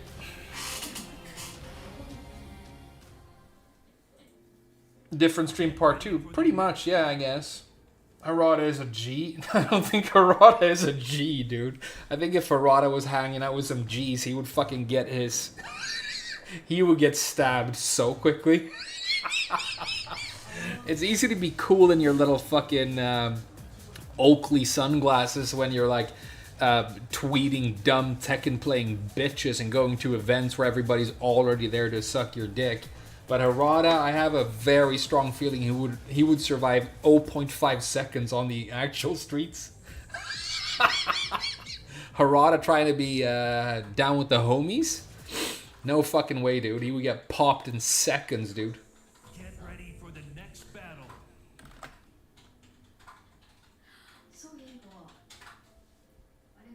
I don't think Harada is a G, dude. ホップキックですね。ティッティーズですね。ティッティーズですね。皆さんですね。And then somebody would be like, dude, who the fuck are you? And he'd be like, shut the hell down. And then they would just shoot him. Harada, you can talk to like pussy-ass Tekken players on Twitter like that, but you know, say that to a man in the real world and they're gonna fucking crack your skull open, dude. You better be careful.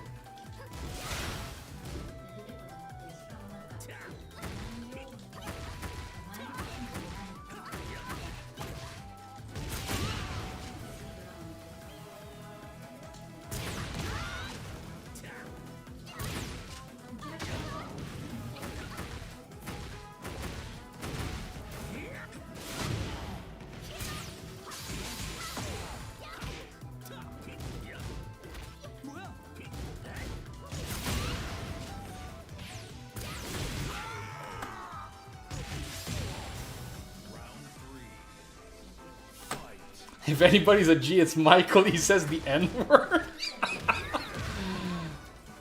Who do you think would survive longer on the street? That's a reality show I want to see, actually. I want to see Harada and Michael Murray trying to, like, make it a week on Skid Row. They have to fend for themselves.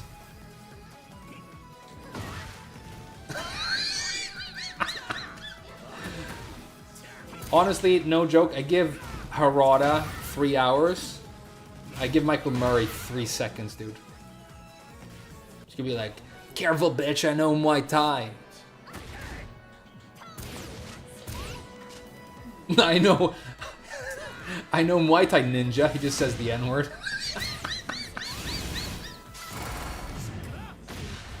And he tries to do fucking Fakum Lam's hell sweep.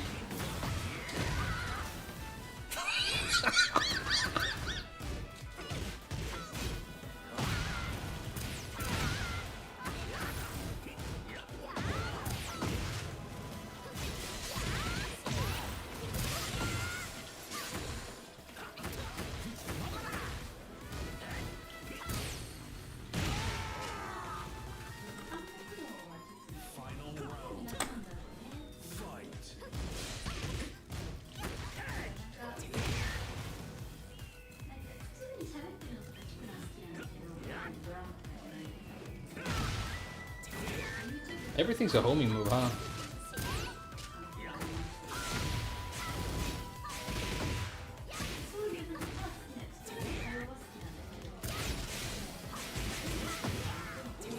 Oh. Everybody's got an orbital, huh?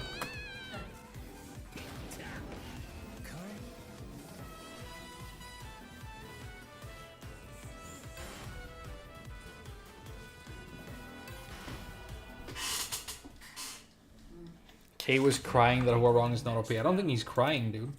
He might be saying that Huarong isn't OP, which is, you know, completely wrong, but I think it inherently makes your character better when it requires no fucking skill or knowledge going in, and you can literally play with your ball sack at, you know, Tekken God rank and above. It kind of gives the character an edge because your opponent, I mean, they might be playing another overpowered character that takes no brain power, but your opponent might be actually thinking things, making choices, looking at the screen. The Hwoarang player by definition isn't, so they have an inherent advantage.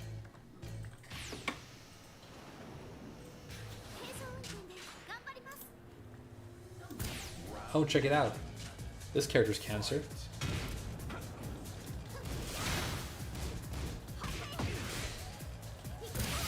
Are they still doing Upas and armored... I think he's doing other stuff now, right?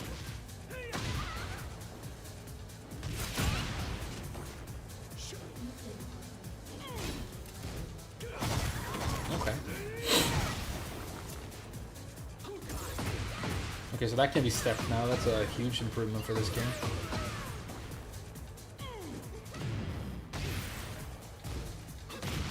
Oh, I'm actually dead. I'm actually dead. Never mind. He's begootered.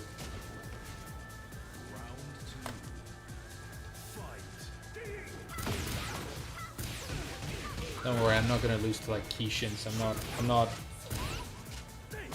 haven't lost all my brain power to that extent just yet.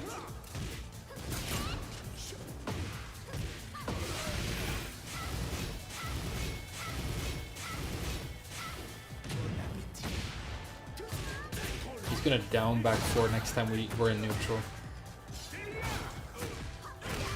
Okay, didn't have time.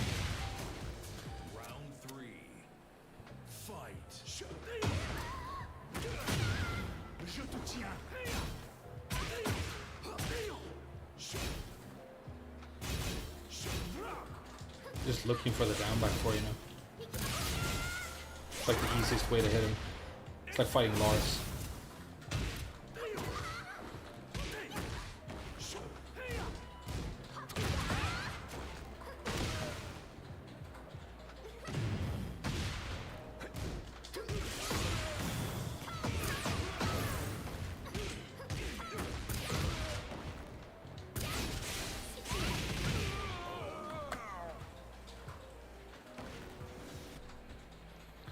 Who do you enjoy playing against the most? I mean, it used to be Yoshi, because you could always beat him, because they were usually trash. But now Yoshi's like OP as well, and can spin out of all mix-ups. And the flash. Nah. Who do I enjoy playing against the most? I don't know, really. Maybe Zafina, because she's reasonably balanced. Maybe Jack, because he's reasonably balanced. Maybe Jack. Hey, what's up, Soda Roar? Have you quit the franchise yet, or are you persevering with this trash? Or maybe you're playing Elden Ring. Get ready for the next battle.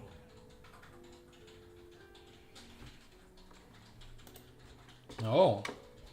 Here's a character they completely broke. I mean, completely broke. Holy shit. Just pick Kazuya right now, dude. This is probably, I mean, with maybe 2 exceptions, the most illegitimate character in Tekken now. Which is funny, because, you know, Mishima boys, especially Kazuya boys, are like legitimacy obsessed. And they're playing the most illegitimate character.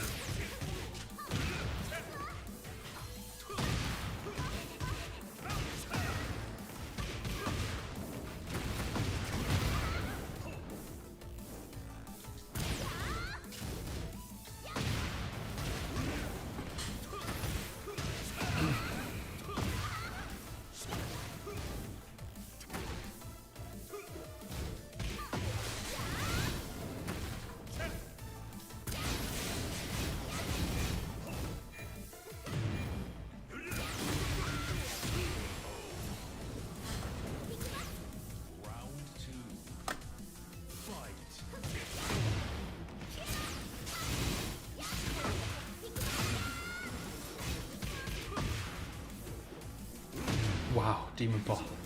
The Borkers.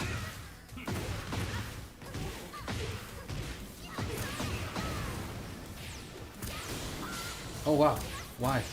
Why? The unfairness.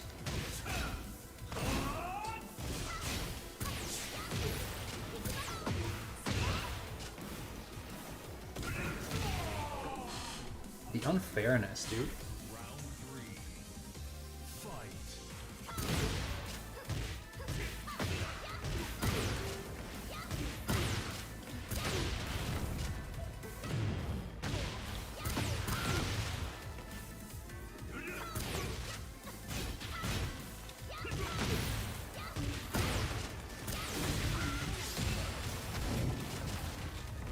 Why? That was supposed to kill. It would have been a sick combo. It just like bugged out and I couldn't do a move. Okay. Whatever.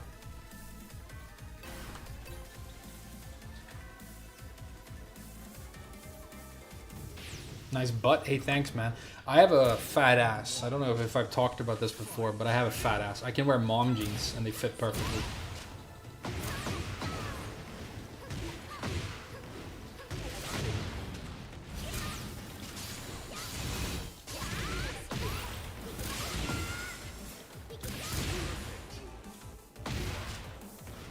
I look good in mom jeans, dude. I have a fat ass.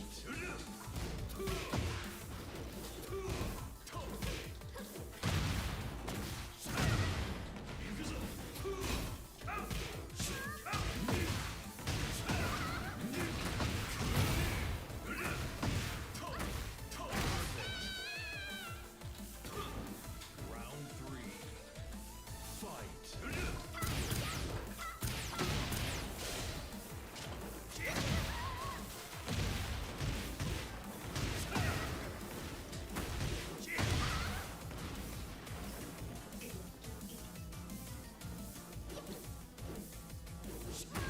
The win button. The win button. Full combo off on C1 love. The most broken thing in the franchise. I hate Kazuya's house sweep. Doesn't matter where you are, what you're doing, he always gets a full combo. He always finds a wall with it. It's like designed to give you a wall wherever you are. It's such piss poor game design. But don't get salty, it's fine, you know. It's been like that for ages. It's not news.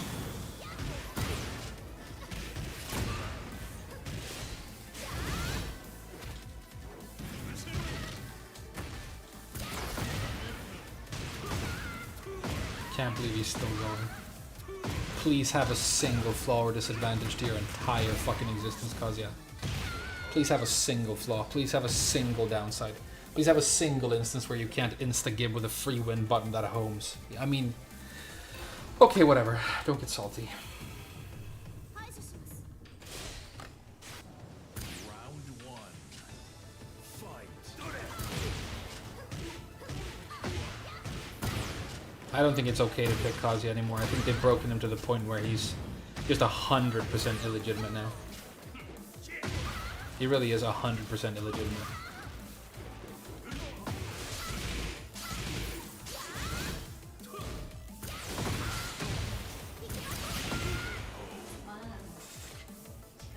Round 2.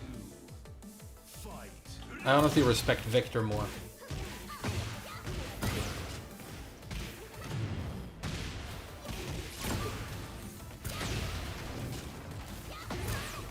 What am I supposed to do there for damage? Do I have anything?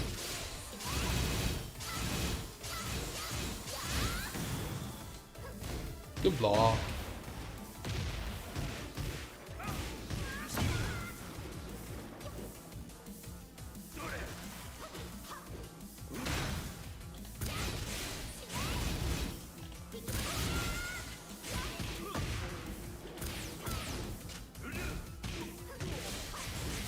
Good block again, and you can launch that, of course you can.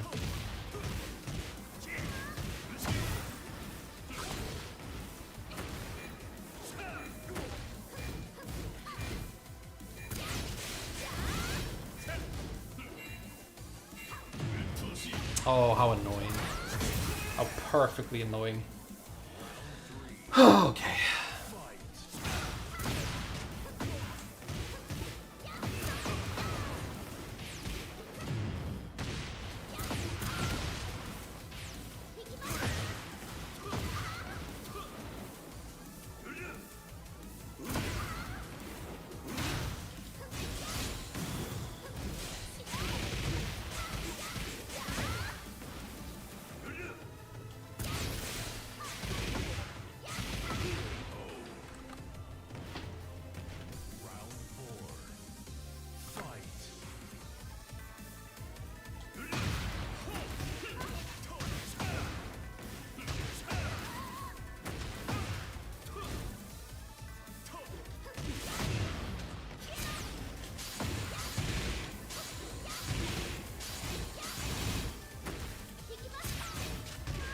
course, yeah. They need to make that 15 frames to impact. That's the starting point for balancing this character out. They need to make that 15 frames. Definitely not 13.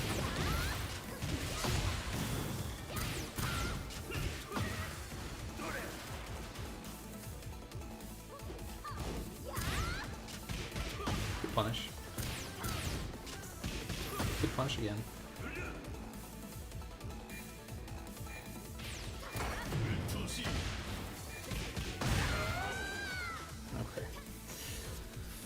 Okay, don't get salty. It's fine. It's just a Kazuya. He's pressing win buttons. That's what they do.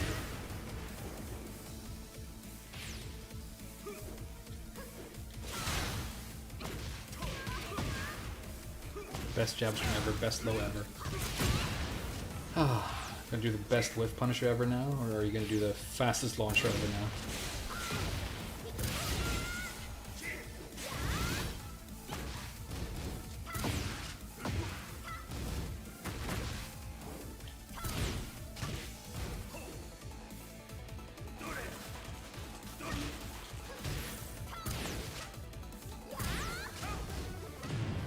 Nice step.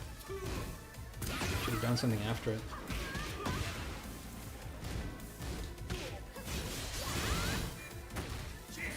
I think you'll win. Okay, I'll take it. Trash round, I didn't enjoy any part of that. It was not fun.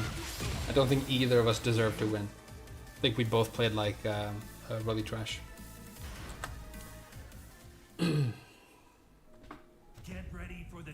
Why would you make Twin Pistons 15 frames? Because then the game could be played by people who don't pick this character. Currently, it can only be played by characters who, by players who do. Why never do the head move? I don't see the point of the head move actually. Don't see the point of this head move. I don't think it's good. I think the only reason she has it is it's kind of obvious why she has it. She needs to have a heat engager that isn't tied to chainsaw so that she can use it for combos. That's the only reason they added it. When I saw it first, I thought it might be plus on block mid, which would have changed the character completely and been fantastic. But it isn't, you know. Firecracker at the start of the round. Like a bad green rank in Tekken 7. But you know, bad green rank in Tekken 7, I was basically Tekken Emperor in Tekken 8. Right? I think it's about equivalent. It's about equivalent. I'd say warrior rank, like the first yellow rank is about Tekken Emperor and Tekken 8.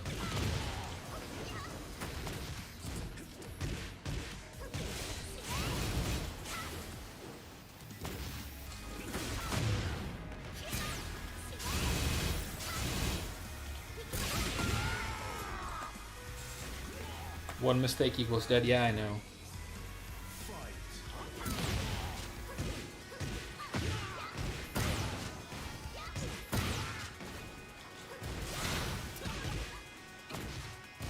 It's what happens when you design a fighting game to be something you have on in between cup noodle ads at an offline event.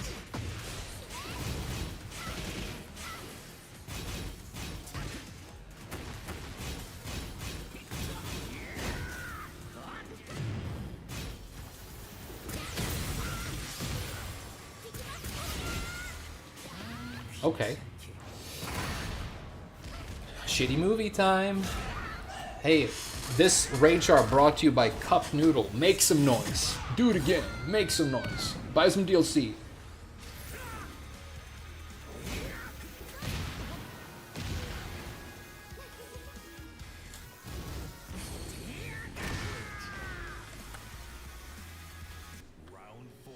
It's Chipotle now? Yeah. That's honestly funnier. I want it to be a fast food restaurant. That's actually funnier.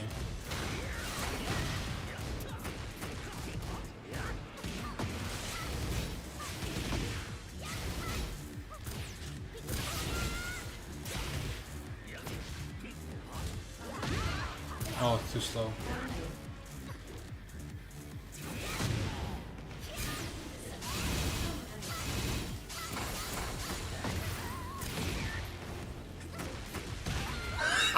It runs up and does the scrub string designed specifically to carry bad players who don't have enough of a stomach that they pick a real character but stoop to who are wrong.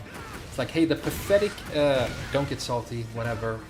Everybody knows what who are wrong is. Nobody's confused about what who are wrong is. Don't get salty. Just bring it back down to calm and then kick his ass because he's trash.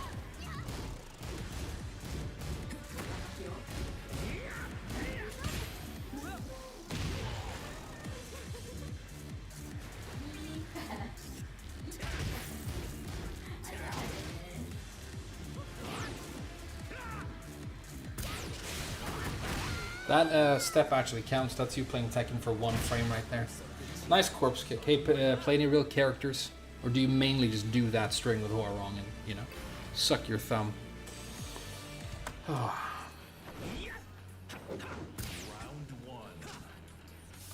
Orangutan? Exactly, dude. Can't believe people pay money to play this game.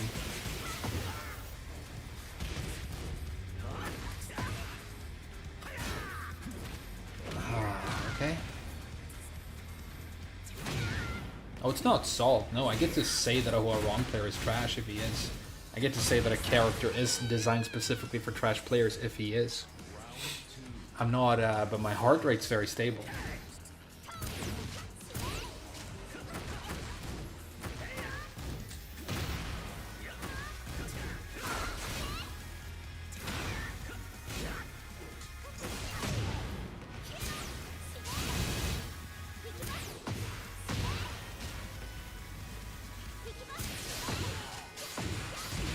How to get up here? No? Okay, good for me.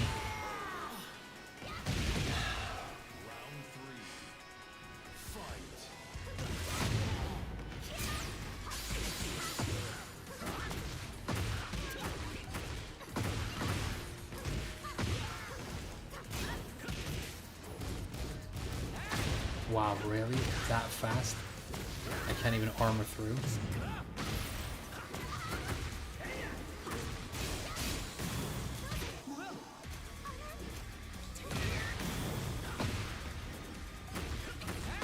Okay, he did mid. I've never seen him do a mid before.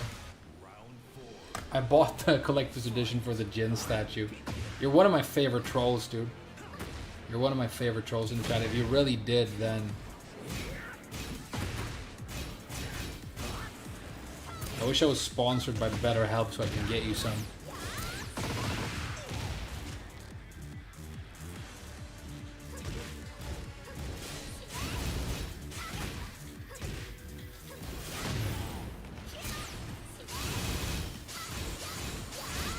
Shark? Okay, I'll take a duck.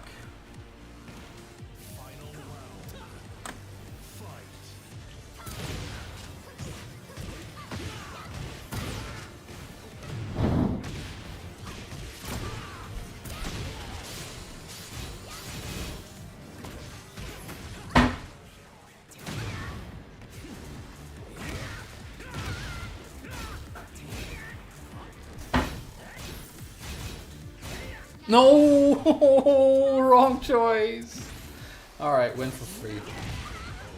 Honestly, I could teach my grandmother to play better. She's like really old. I could teach her to play better in 5 minutes. Hey, good games, well played. Get ready for the next battle.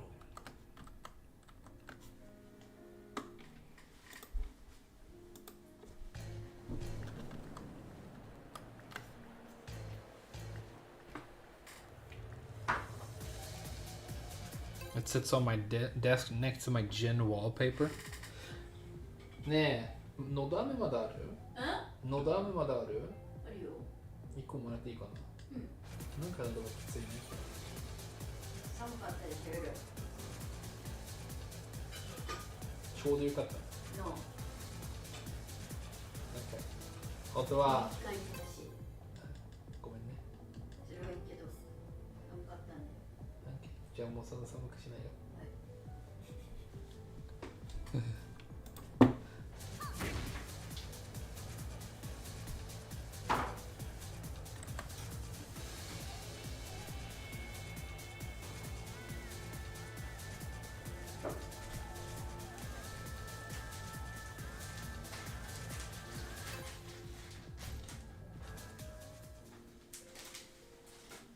げようか。投げてください。 Ready for the Go. next Hi. battle. ナイス。ごめん、またキャッチが悪かった。何なの？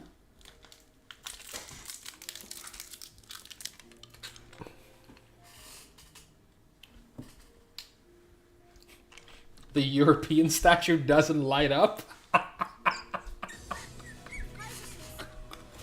Is that true? Were they sold for the same price? Hey, do you guys remember the last time Namco didn't take an L? I don't. Okay, focus. This guy should be free.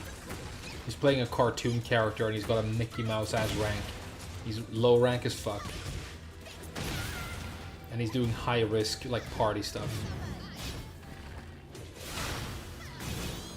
Grow? Okay. He wanted to, he was thinking about it. Round 2. Fight.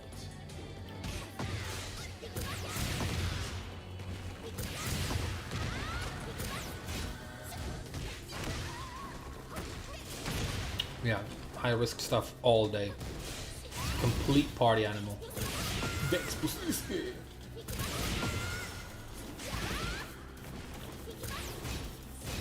Good block though. Very bad punish though. Tragic punish.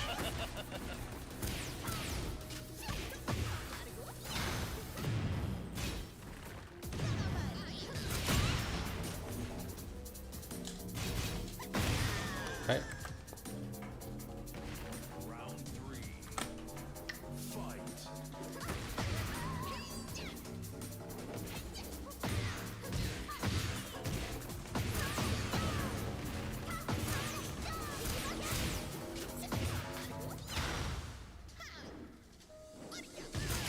Yeah, he's playing way too high risk.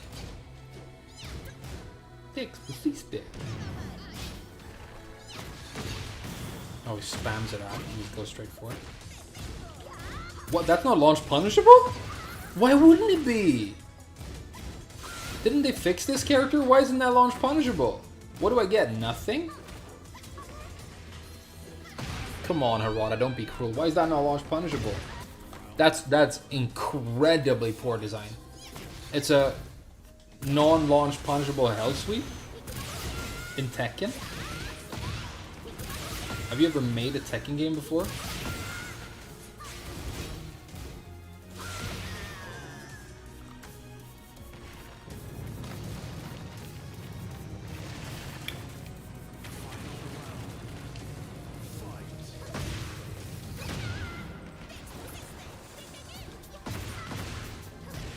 What do you think was going to happen?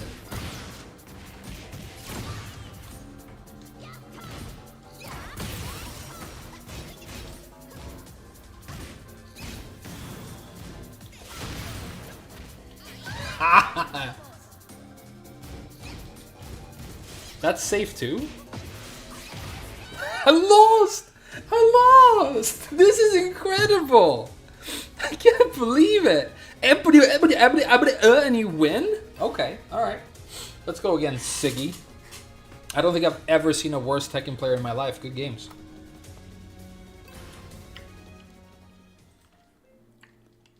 Get ready for the next battle. You should try T7. I can't go back to T7. Stream is ending soon. Nah, it's okay. It's okay. I'm never gonna let it spill over. I don't do that anymore. The game isn't important enough to me that I will let it, like, send all those, like, negative emotions and chemicals into my body. It has no place there. It has no place there. You know how when you break up with somebody and it hurts for a really long time, but then eventually you're not angry, you become indifferent, and that's when you've actually moved on? I'm basically there, but I still play the game for some reason. That's kind of it. I could get demoted back to beginner rank today. It wouldn't faze me at all.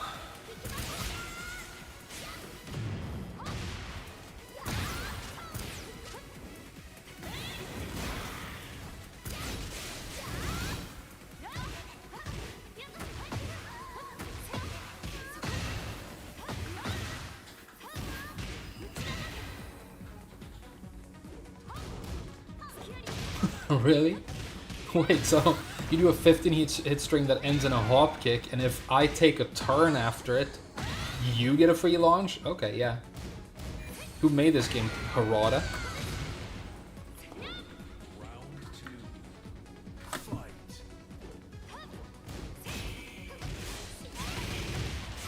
Yeah, I think I might have used to have a toxic relationship with Tekken 8.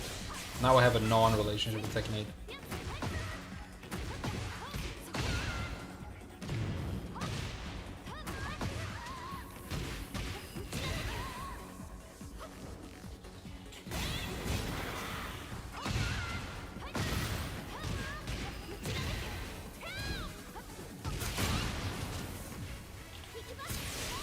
Good duck.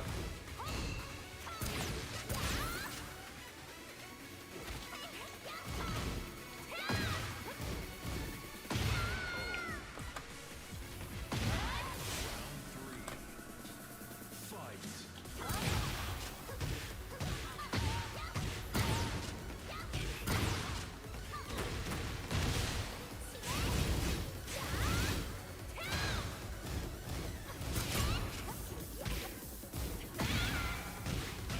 15 hit string, 15 hit string, 15 hit string for Oki, 15 hit string neutral, 15 hit string for the wall combo.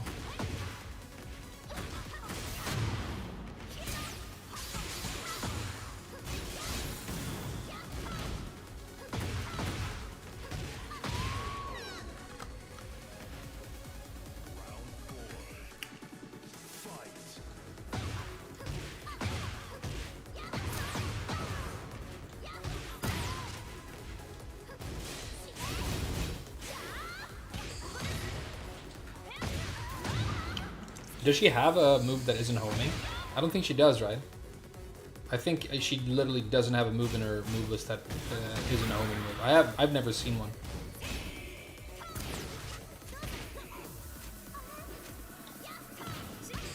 I haven't seen a single Jin move that doesn't home perfectly. 360. Never.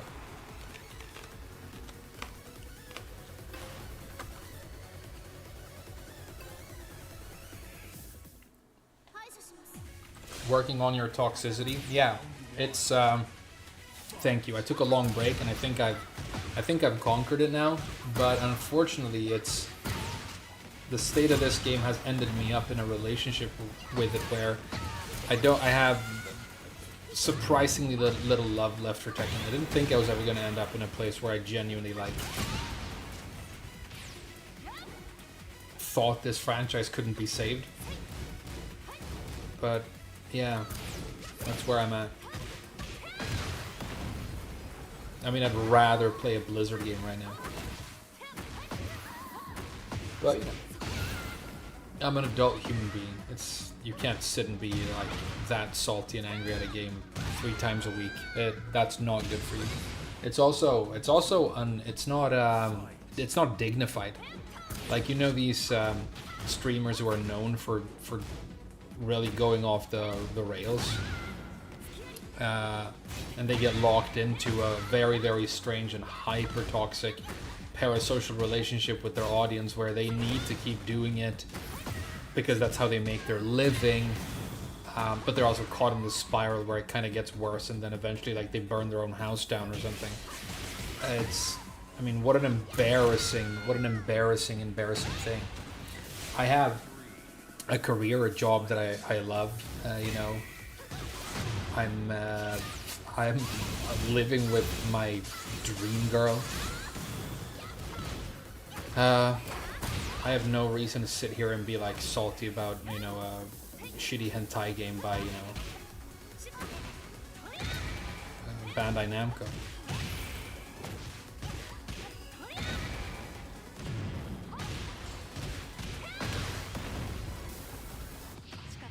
It's never gonna be me. Wanna play Overwatch? Nah. Definitely not Overwatch, dude. Definitely not Overwatch. Definitely not, dude. I mean, it makes me cringe too hard, sorry. I mean, I played the Overwatch a little bit. It was fun running around shooting people in Overwatch, but it was like You guys want to play some Zafina? But it was, man, it was Disney Pixar.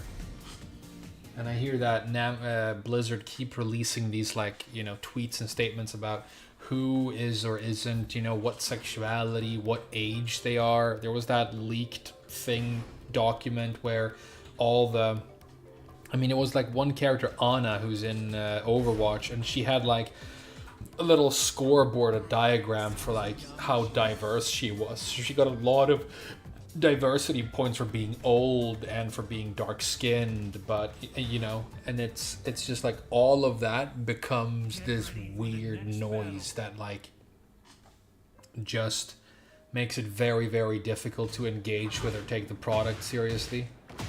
It's like there's no immersion left when they start doing that. Everything's designed by committee, you know, there's no vision to anything.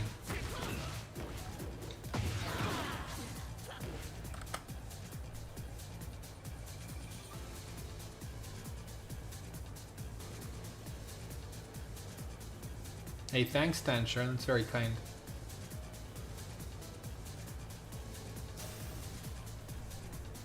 The entire video game industry is like that. Yeah, and that's what I've been saying with Tekken as well.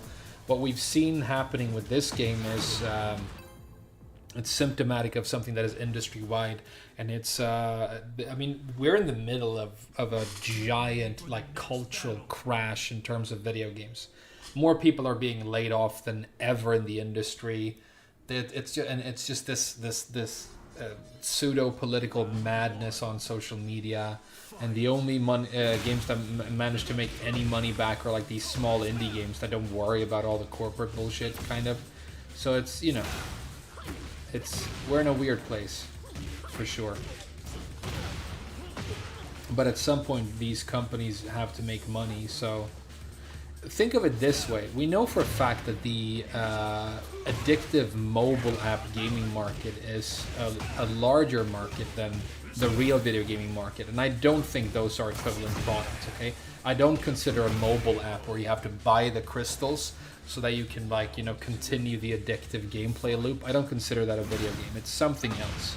It shouldn't be described with the same word because it's not the same thing in any way. I mean, they're not even similar, if you ask me.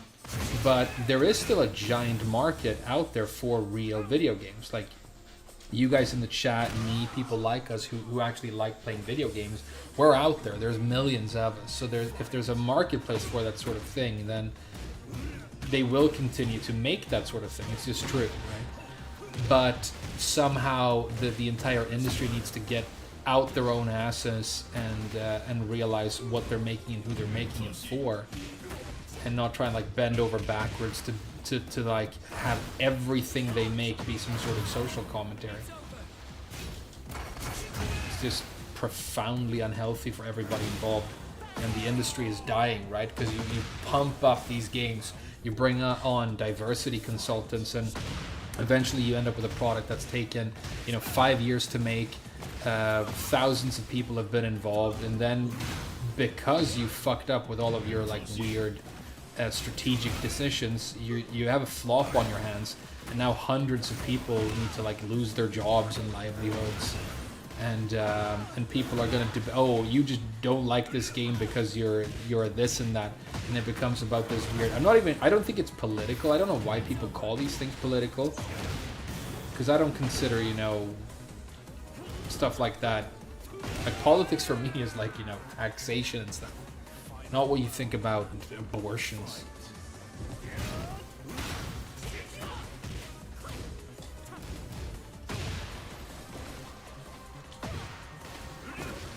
But, you know, whatever. And then the entire, like, greed thing. I mean, in the case of Tekken, it's been more of, like... In the case of Tekken, it's more like, we can't make money selling a good product. We need to, like, hyper-monetize it in all of these creative ways. You know, we need to adapt it for esports, all these things. Oh! Actually kicking his ass, and then he gets a lucky electric. That's a homing move and broken. Okay. This is the first guy today that I'm not going to rematch, but only because our ranks are so far apart that he's not worth any points. Yeah. for the next I'm not even like I'm gonna stop. It feels like humanity mental state has changed over a single decade. Everybody's more vengeful than ever. Yeah, I think everybody is very vengeful. Might be a good word, or they have this contempt.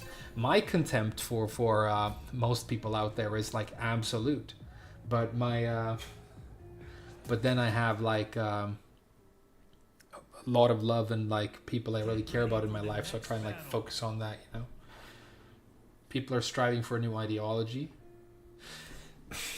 I don't know. I honestly don't know. It could just be that the social media thing that we take for granted and is so natural is just this really, really dangerous experiment that has plummeted all of human culture into some state of profound mental unhealth, mental and spiritual unhealth.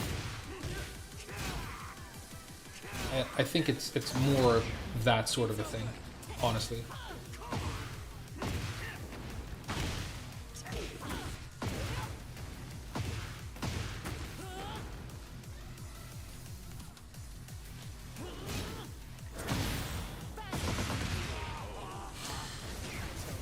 And like I always say, I'm incredibly worried about the next generation of human beings and what this has done to them. Because innovation moves at such an insane pace and at an accelerated pace, you know. This sort of thing is always exponential. We have no idea what consequences it's had for the mental and spiritual health of people who are growing up right now. I mean, honestly, we might have more or less like mentally executed them.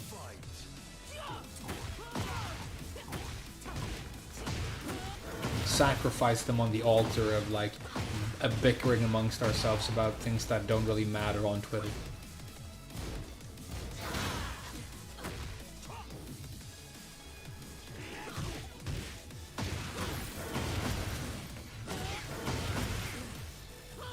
Well, that's a good walk. Oh, he's still alive. This is crazy.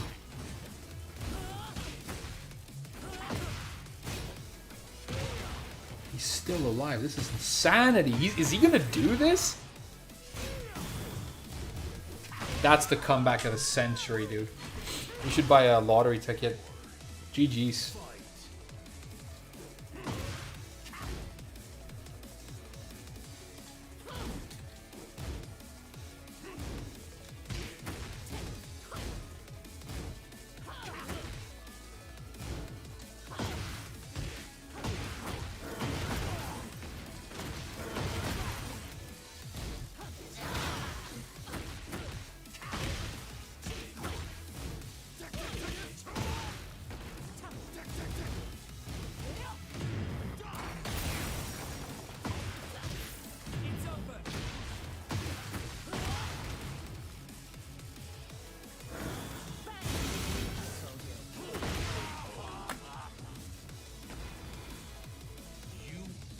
Social experiment that went out of control. Yeah, but that's the thing of I didn't duck on reaction. No, Brian has a couple of gap closers from that range that he loves to throw.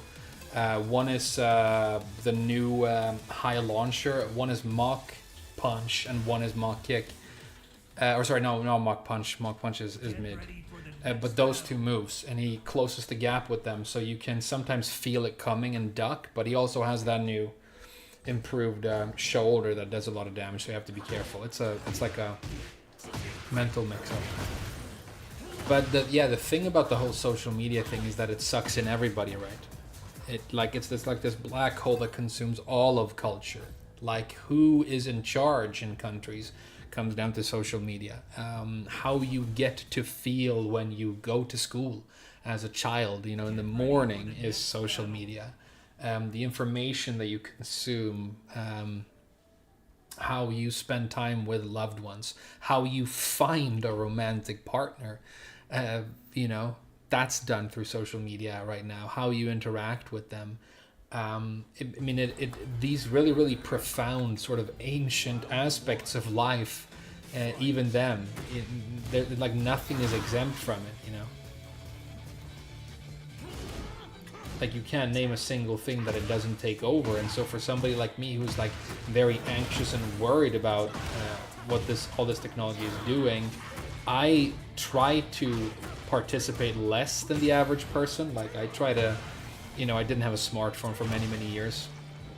Now I have to have one because I can't open my apartment door without a smartphone. My apartment door opens with an application. And so there's this young girl who I work with, who we hired recently, who's really nice, good at her job, but she's like, in her early 20s. And the fact that I don't know anything about I don't know anything about Instagram, I don't know anything about, I've never watched a TikTok, these things, it like bothers her, and she's like, I can't imagine you not having these apps and like not choosing to not interact with larger society and media in this way. It like frustrates her. But then whenever I ask her, like, well, do you recommend I get a Twitter? Do you think it's good for something? And she's like, well, no, it's an awful place where people just hate one another. Okay, well, it's better to not open up Pandora's box then, if you know what I mean. Because one thing that is definitely true with, if it's, apps or, whatever it is, these social media things, is that once you've gotten suckered into, getting them, you're kind of now stuck. It's very difficult to go back. So for me to not have a Twitter or an Instagram, or never having watched a TikTok, it's probably a good thing, because the moment I do, I might get stuck. So I want to keep it at a low level,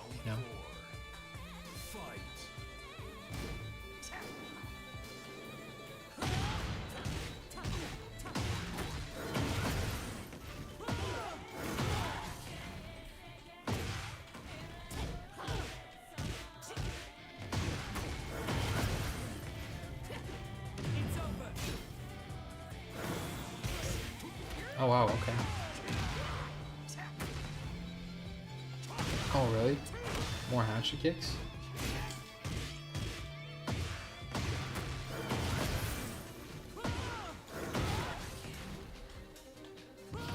I'm in the air, so I should be fine.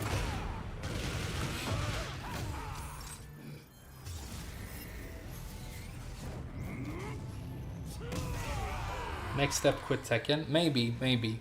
I've definitely considered it. But I really enjoy streaming. Like, I enjoy doing this with you guys. So for that reason, I want to keep doing it. The game is occasionally playable. The game is occasionally playable.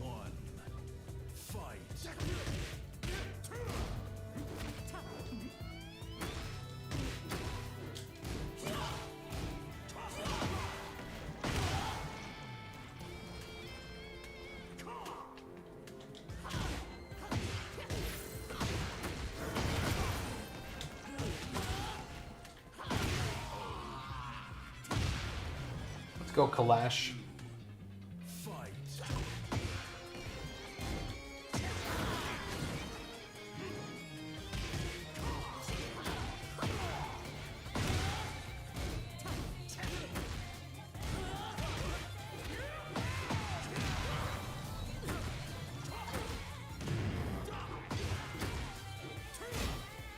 Good duck.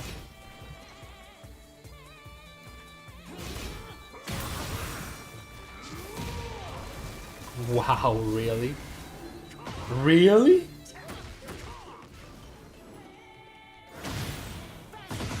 I'm shocked, dude.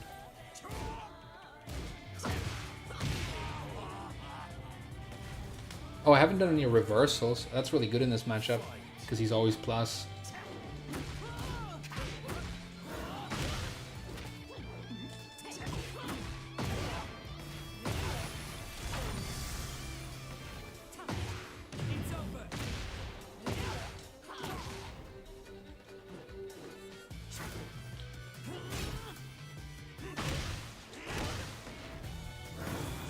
Oh, wow. Wow. Okay. Owen Wilson. Wow.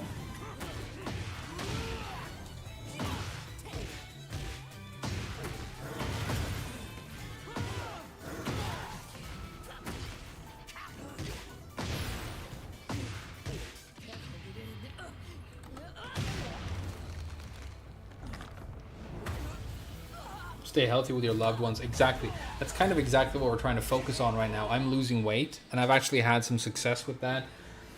We're taking some basic good supplements.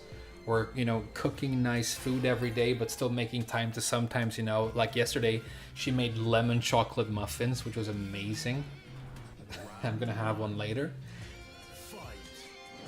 That's a very good dog. But, you know... Oh, he's like 400,000 prowess. So this is like a really high-level guy who doesn't play that much Brian. Okay. That changes how I think about this match completely. I can't do obvious stuff like that then.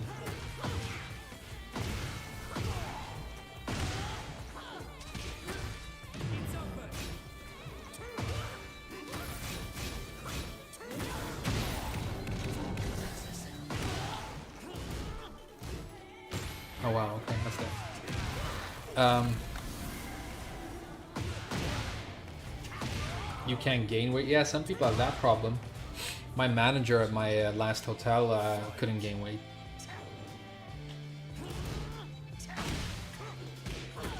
Because I was in better shape then too when I was younger, you know, when I was in Japan, so people think I looked cool, and sometimes we would have guests come in, they're like, oh my god, he's so handsome, and like gush a little bit over me, which was very nice.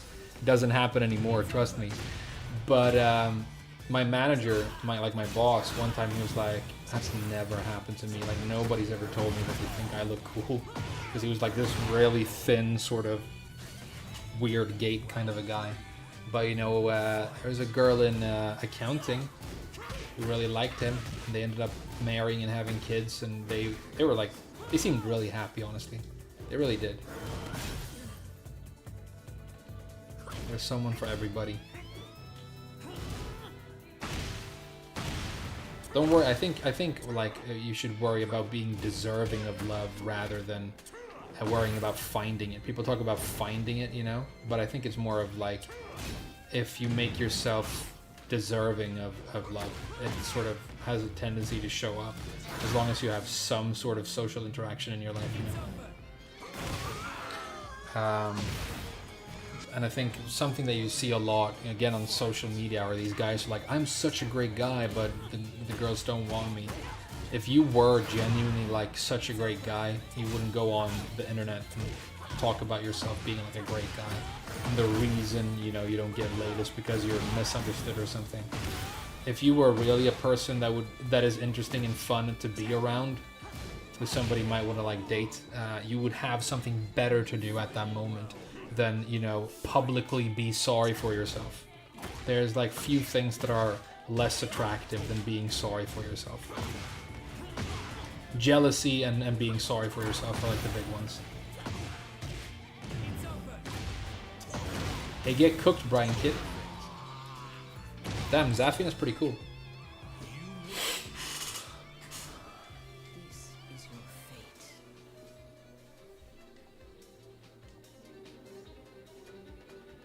Except in China. Yeah, except in China. That's true.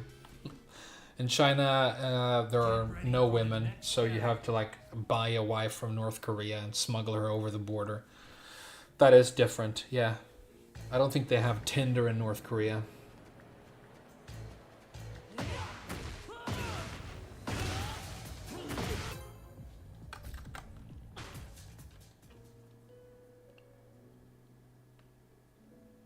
Get ready for the next battle. Why are there fewer women in China? Because they had a one-child policy for many years. It's ended now, but they wanted to curb overpopulations. There was a state-mandated law that said that you could only have one child. And in China, because of its culture, it is considered much more preferable to have a son than a daughter. It's also better for you in the long run because your son is more likely to, like, you know, have a career, make a lot of money so that he can support you when you're young, but he's also going to carry on the family name, things like that. You know, watch any like old feudal show. It's all about having sons, right? Not about having daughters. The men stay in the family, the women are married off, so to speak. And so during the one-child policy, people would abort girls because they could only have one child and they didn't want a girl. they would also like sell or abandon female children.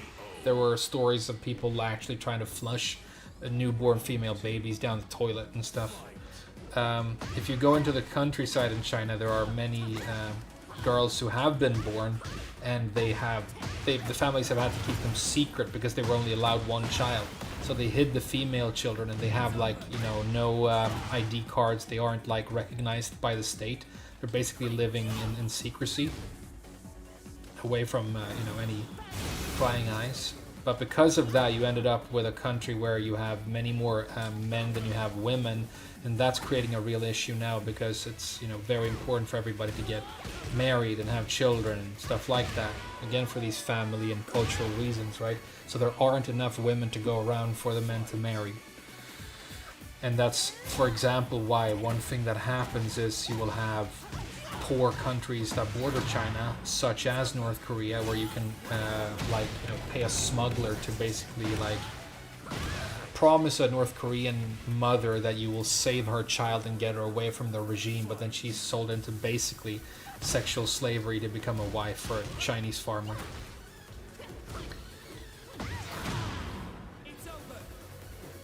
But you know, the world is a fantastic place and people are basically good. And there's a God, don't you know?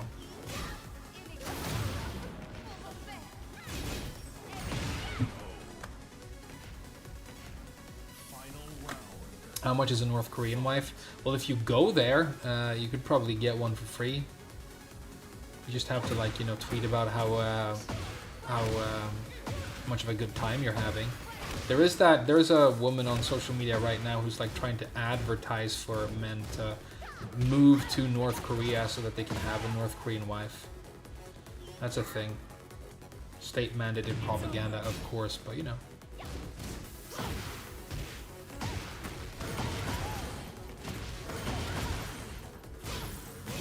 Good block. What's the punish?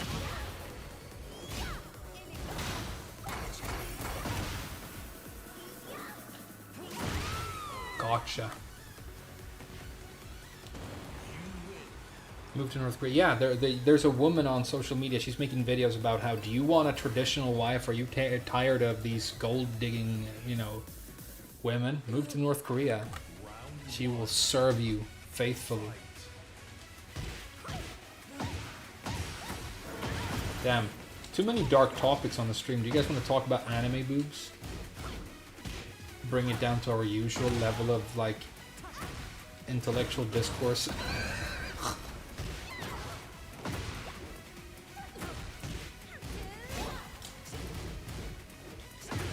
That's a good sidewalk, I guess. I'll allow it.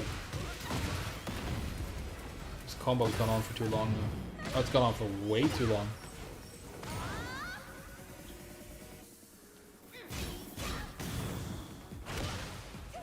Can't believe he actually did the low. I hate playing against this guy. Hate it.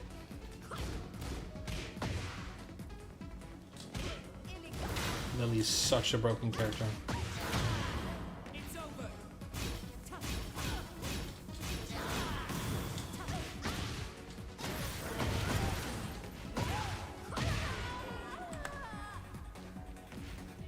How uncomfortable is it when hot in Japan? Extremely. It's extreme.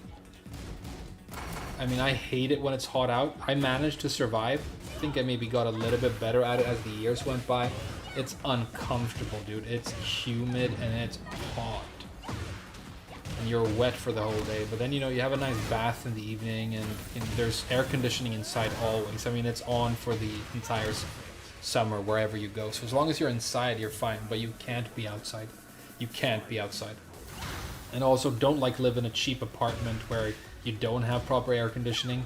Some of my friends made that mistake. They're like, okay, well, the air conditioning is old or knackered, but you know, it's 4,000 yen a month, so let's go. But trust me, don't.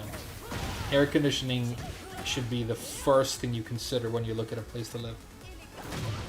The first thing you think about.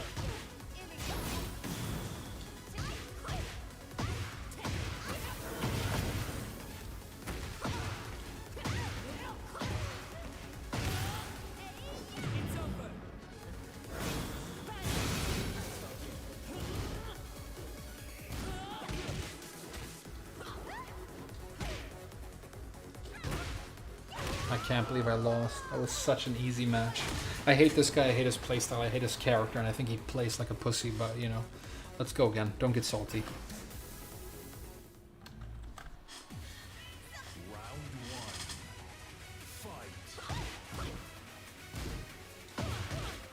Yeah, he's float charting with broken homing moves.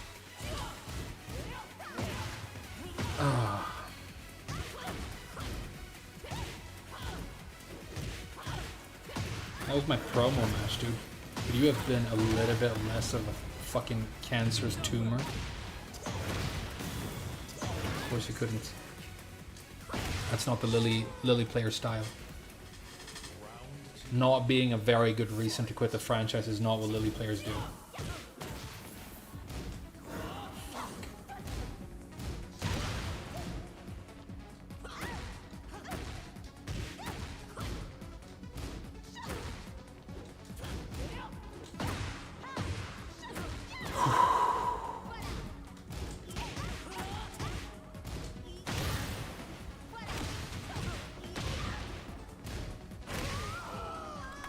Spamming as well. Tekken 8 out of 10. I would give it a 2. In its current state, I've said that before. I think this is a 2 out of 10 game. Maybe a 3, depending on how much you value graphics and presentation. I think the graphics and presentation are excellent.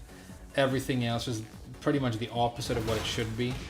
Them hiding the battle pass, I mean hiding it, basically scamming consumers. I question whether or not what Bandai Namco did right there is even legal. It's definitely an illegal gray area. Definitely.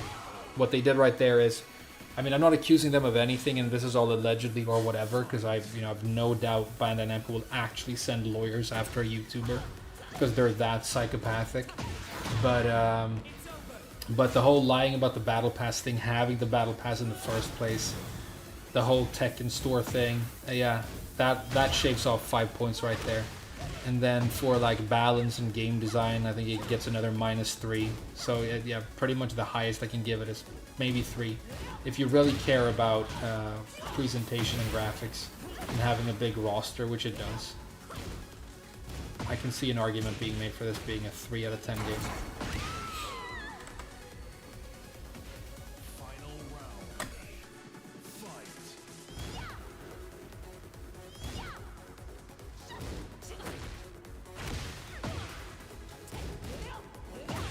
Is he gonna do a single thing at some point that isn't sidestep pop kick?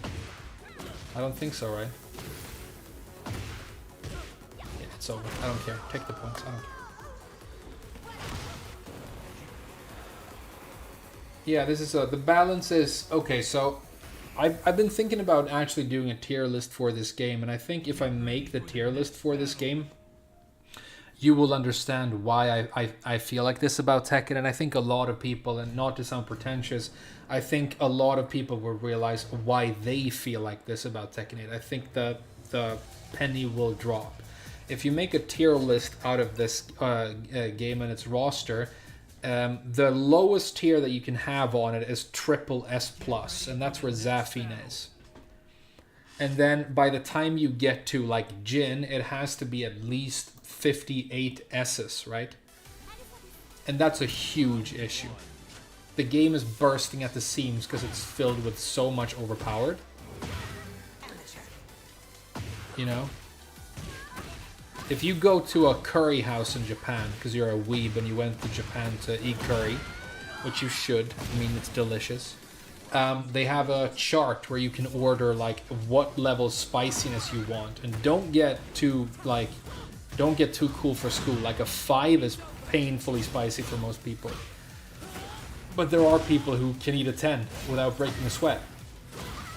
Well, here's the thing: if I have a menu at my curry house, and the least spicy curry that you can buy from me is a 20.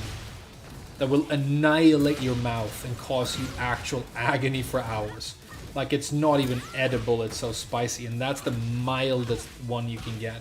In my curry house, it doesn't matter that, well, the 20 isn't as bad as the 30, and the 30 isn't as bad as the 40, you know?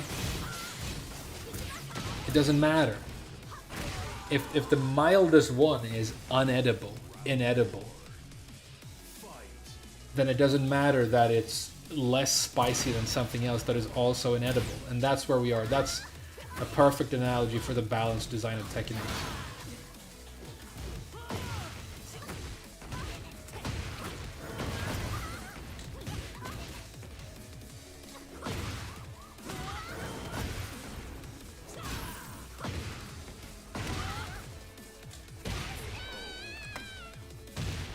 I love curry. Hey, me too, dude. Frame just wants Tekken to be boring. Well, when Namco say that aggression and heat and all this stuff is fun, it implies that you agree with them. I just don't agree with them. I just don't agree with them. Get ready for If everyone's broken, nobody's broken. Yeah, but I've explained before why that doesn't work. It seems to surface level, but it doesn't work. Because you have, I've said it before, I'm not going to repeat the whole thing, but you've got relative strength and absolute strength. The relative strength between the characters can be balanced, which it isn't. But if everybody's the same level of extremely overpowered, then the relative strength is balanced, but the absolute strength is off the charts. And that's what I mean when I say that the lowest tier that you can have for any character in this game is triple S. That's what I mean. The game system, the concept of playing a match of Tekken can't handle this level of power. It's too much. For the game to be playable, everything needs to be weaker. Otherwise, nothing can really happen.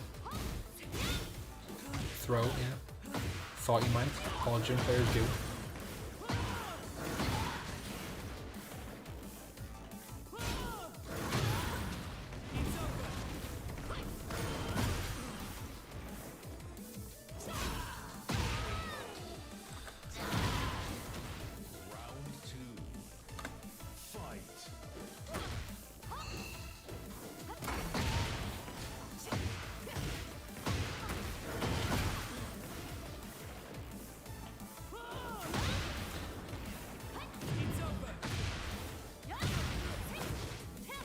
Oh, she gets a guarantee while standing launcher off of that? That's incredibly poorly thought out. Yeah, throw spam like all gym players. Standard.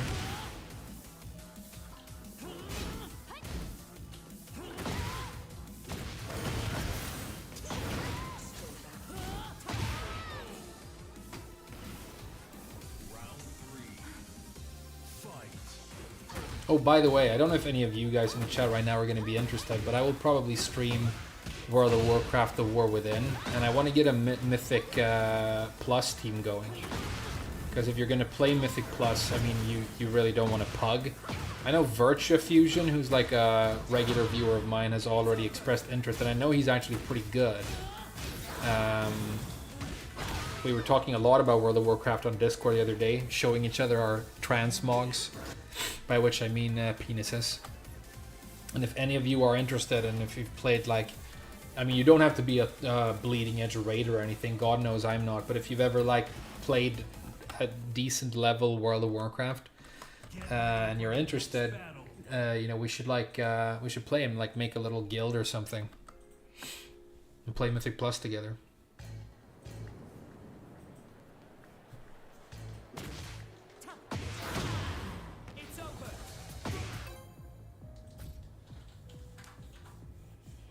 Simplifying the systems and removing most of the legacy complex stuff.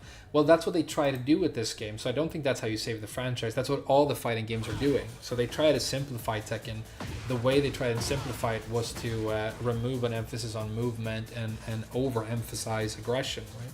So that's kind of what they were trying to do. And then it just happened to be the case that what they added with heat ended up being quite a visually noisy, complex. I'm not going to call it complex, but like it's a system that has all these like different exceptions to the rule and things like that.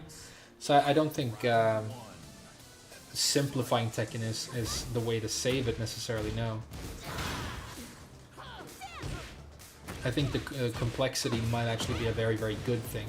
Complexity and difficulty are good things because if the game is deep, then there's a point to sticking with it for years, really trying to learn it, you know, really worrying about learning it. Tekken 8, I mean, it's not deep enough that you have to worry that much about how it should be played, right?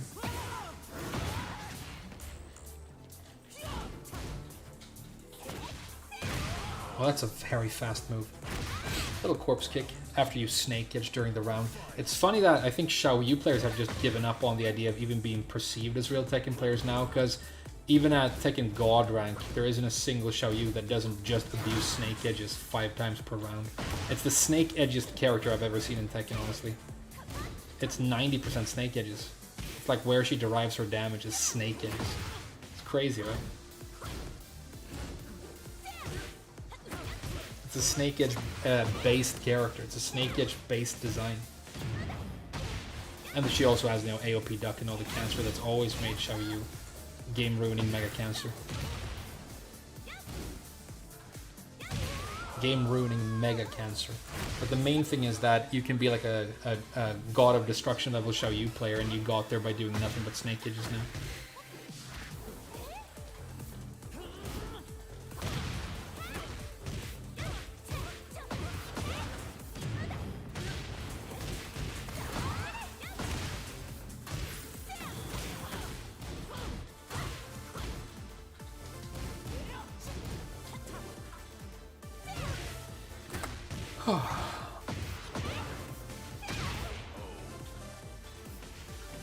Hey, what's up, Josie? I'm not going to play this guy again. I just hate him too much, and I can't do it to myself. I'm going to allow myself one exception this stream. I'm sorry.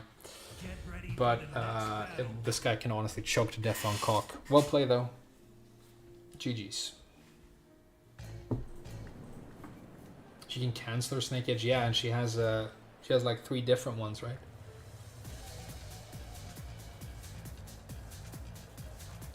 What's up, Josie? Yeah, I'm back into Zafina now. I honestly think she might be slightly more fun than Alisa right now. Maybe I'll stick with Zafina for a little bit. Sorry, my nose is itchy. Ready for the next battle. Remove Rage Shard? Oh god. Yeah, I think that's what you get for trying to enjoy Tekken. It punishes you. Okay, don't get salty. Don't get salty.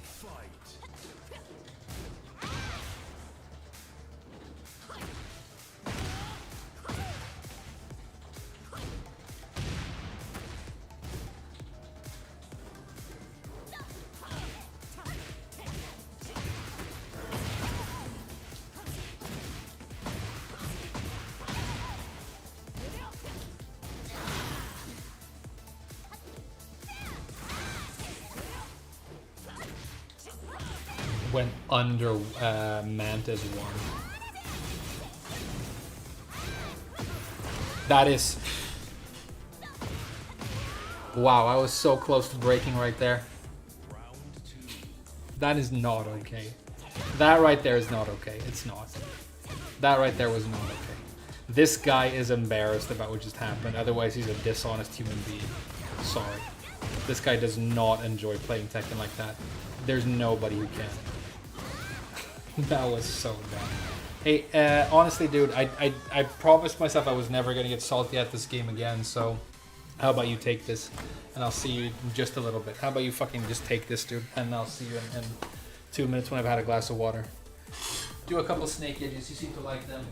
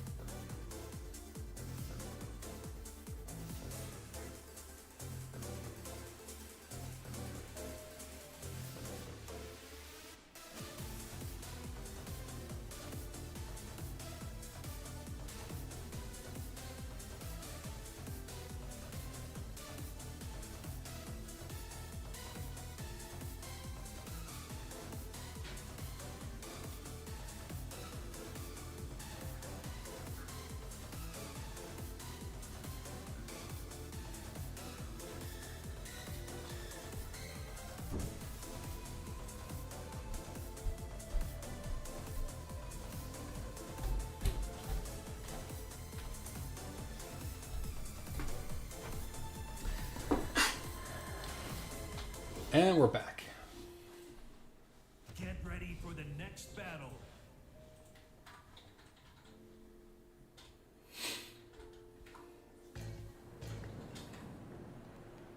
Hey, what's up, Huarong?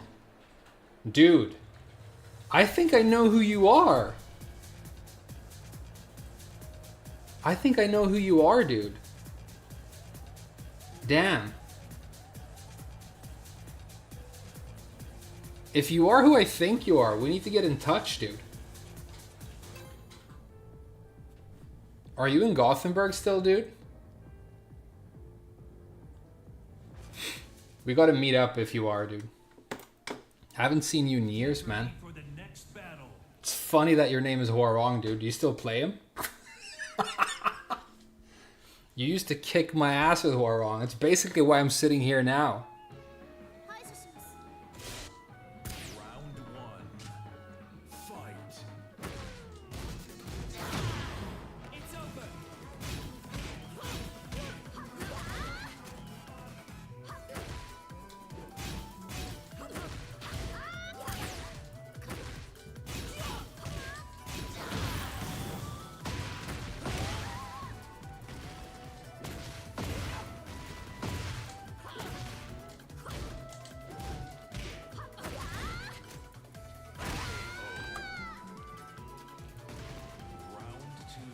You're not?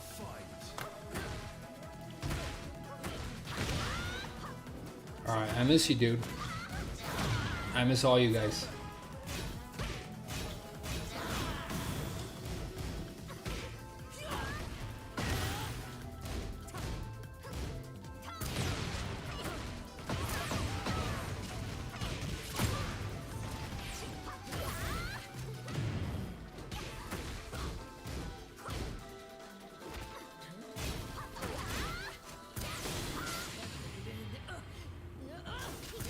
Really? Okay. I win.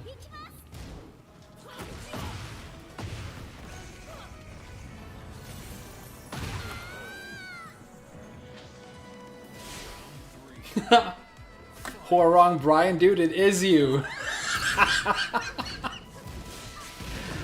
I miss you, dude. Hey, I'm sorry you tuned in right when I got like a demotion.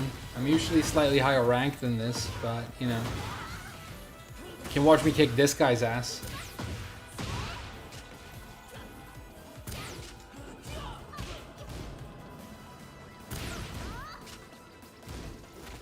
Oh, the throw? Okay, okay, he's gonna do down 3. Check it out. Told you. Nice, okay. Okay.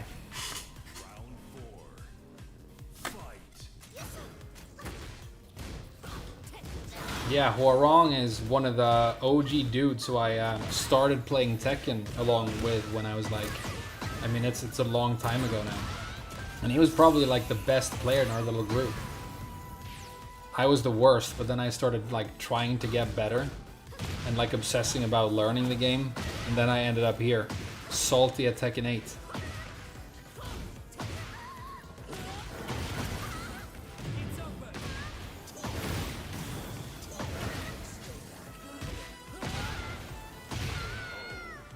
Get cooked, kid. Nice, Alisa. Get fucking cooked.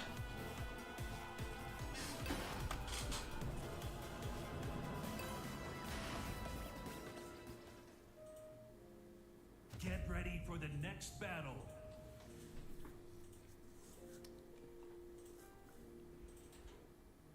Thought you were still in Japan. I left. I was in Japan for like 9 years, and then I lost my job, dude, because of Corona. The company that I worked for went bankrupt, and so I didn't have a visa. And I decided it was time to come home, at least for a while. And so me and my girlfriend moved back here, and now we're going to be here for a while. But, you know, I'll probably be back in Japan at some point. Check it out, dude. It's Brian.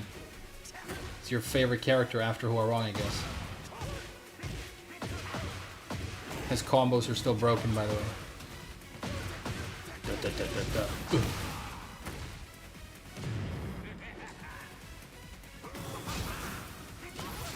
Wow, check it out, dude. Okay, I can't lose to Brian while my Brian playing friend is watching, okay? It's hilarious that all you had to... You basically wrote hi in the chat, and because of how you wrote it, I knew exactly who you were right away. Because it sounded just like you. Like, I heard your voice in my head, dude. Oh, I don't want to lose to this guy. Come on, Frame. Shape up.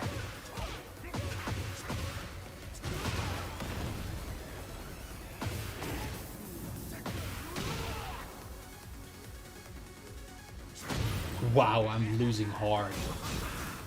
I can beat this guy, though. He's not that good. And we haven't really played yet. He's just done, you know, perpetual plus on block broken dog shit. And I've been eating it, you know, by the spoonful. But if we ever have any sort of actual interaction, I'll be spanking this guy's ass, teaching him Tekken, and making sweet love to his whore mom. But, you know, he ran away, so maybe next time. For the next battle.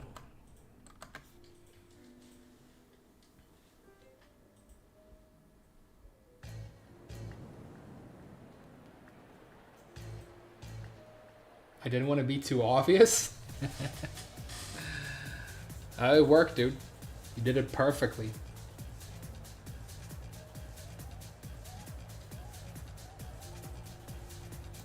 Clickbait stream title? How dare you? I've never clickbaited, dude.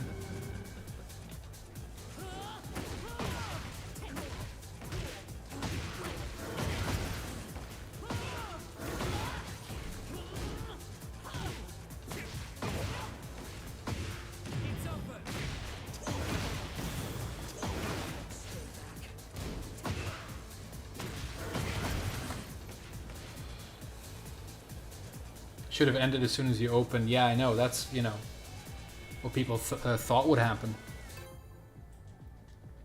No. No, I don't get upset about this game anymore, despite all its flaws. I mean, it's so much worse than T7, and T7 definitely had problems. But it's way worse. It just is. But, you know, here's Lily, so... Here's Lily. I wonder if she's gonna sidestep hop kick.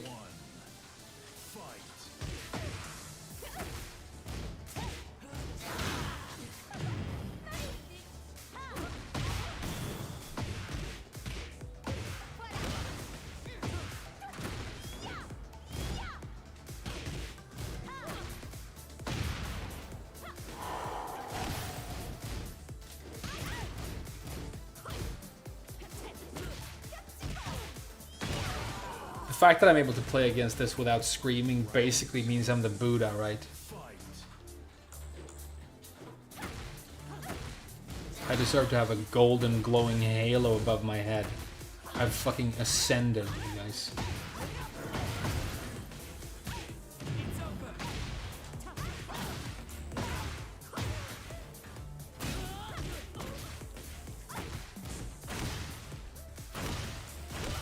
Can't believe he's doing all this trash. Okay.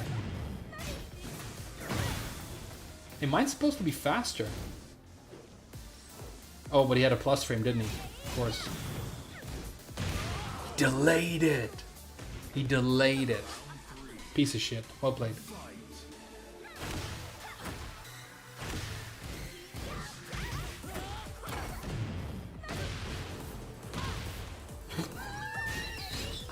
Ah.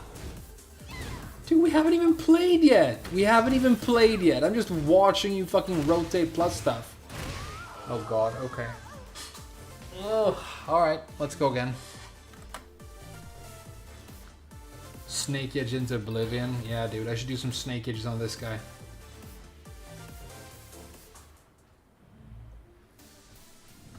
The broken manual tarantula attack.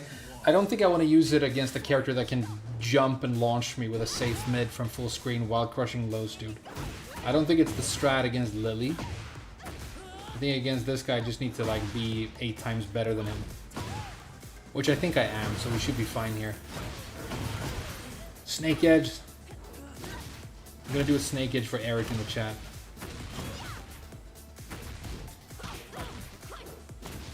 Or sorry, I mean Huarong.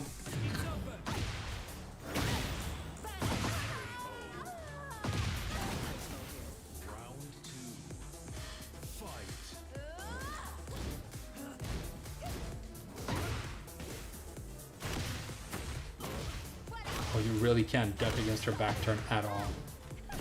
Her back turn is literally a free round when she gets into it. It's just a free round.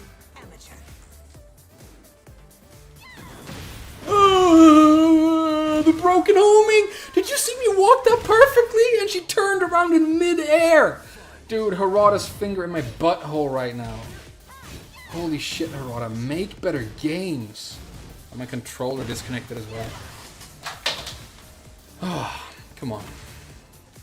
It should be loaded now, right? The battery.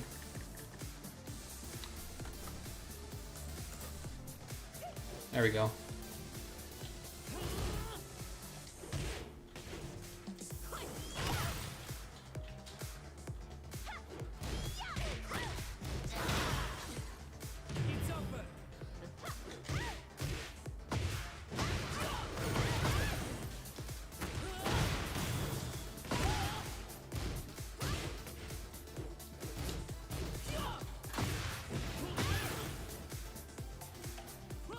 Oh, and the rage shard. This game's trash.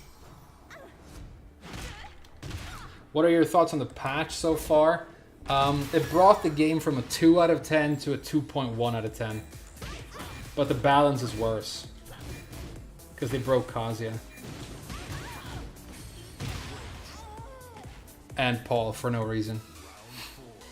The patch didn't really do anything. The game still has the same problems. I mean, the universal changes to heat are definitely... It's definitely a lot better than it was before. That's clearly true.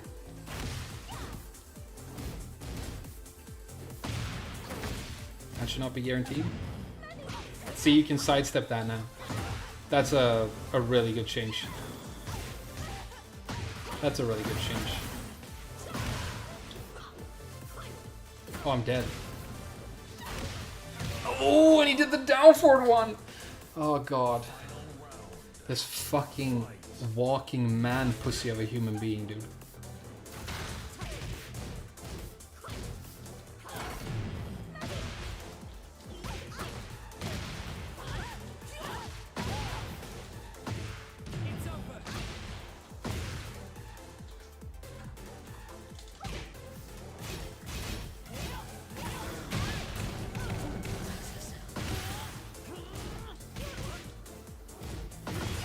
I'm gonna lose, aren't I?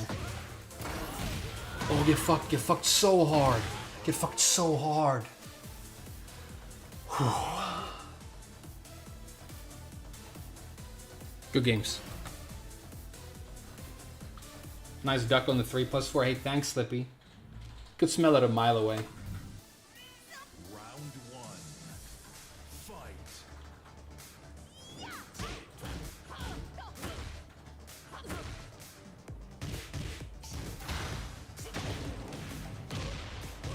I got low parry. That's so embarrassing in Tekken 8. Low parry's already been good in this game. Oh god, dude.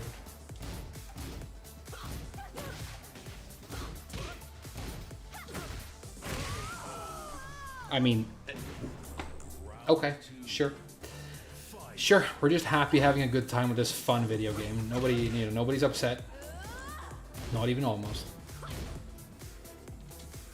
Has he ducked a single time? Can I just do lows all day?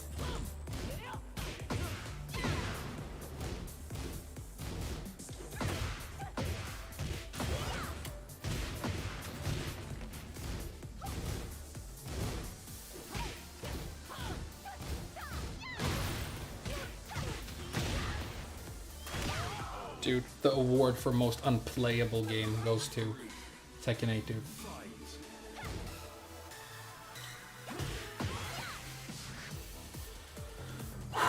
Stay positive. You have to, otherwise you lose more.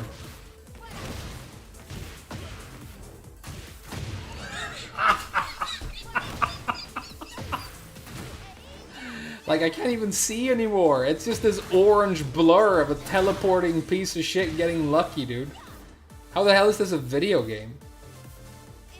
It looks like it's like some sort of epilepsy-inducing simulator. She's just like spinning while screaming, doing uninterruptible shit. Hey, well played. Good games, dude. We'll do better in the next one.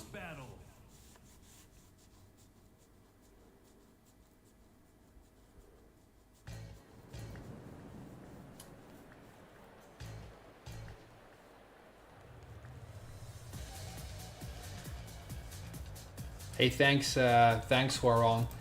I played the main man in this game twice. I won both times, but you know. Honestly, his character is more gimmicky than mine. He was playing King, so. Get ready for the next Yeah, battle. I've gotten better, but I'm not that good. I have my moments, you know. I have my moments, dude. But if you want to get into this game, then I have a reason to play again. We could play together. That'd be sick. The biggest Tekken streamer in Sweden now? No, dude. Main Man is the biggest Tekken streamer in the world. I'm streaming very early right now, so I have like, what, 80 or something viewers right now. I usually, you know, if I stream in the evening, I can have like 200-300 sometimes. But, so I'm not the biggest in Sweden, but I might be number 2.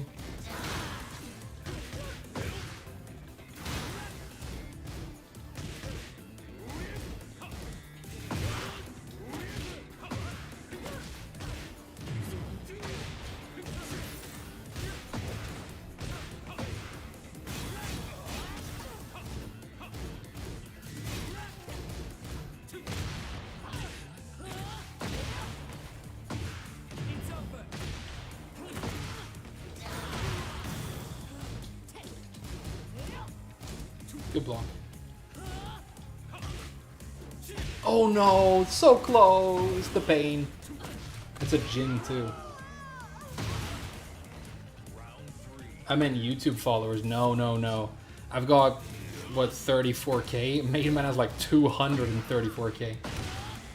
But yeah, in terms of like subs too, I might be number 2 in Sweden, but you know, it's not a big country. I'm not hot shit, and I'm also blacklisted by Bandai Namco because I talk too much shit about their shitty ass business practices. To be fair though, Namco have been digging their own grave.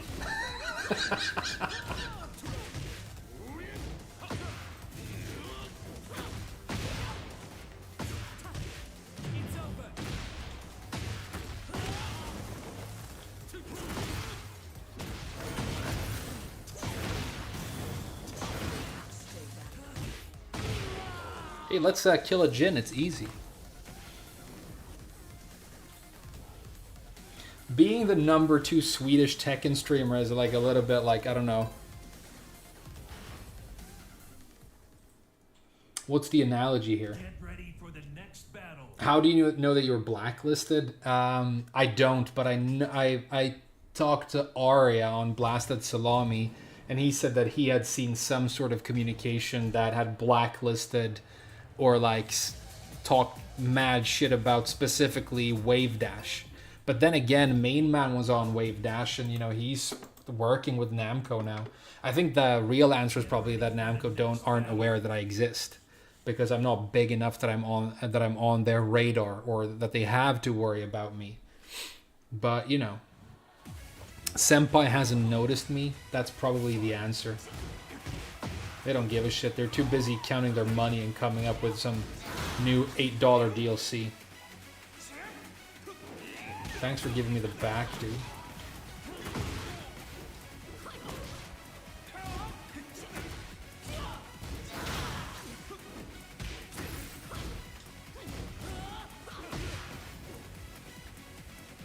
Don't give me the back again. Don't give me the back again, dude.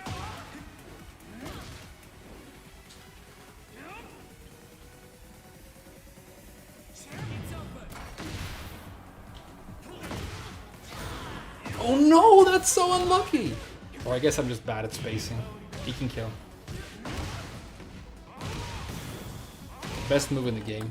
Forward, forward, forward from Lee is the #1 best move in the game. It's a demon paw, but better. More tracking, faster.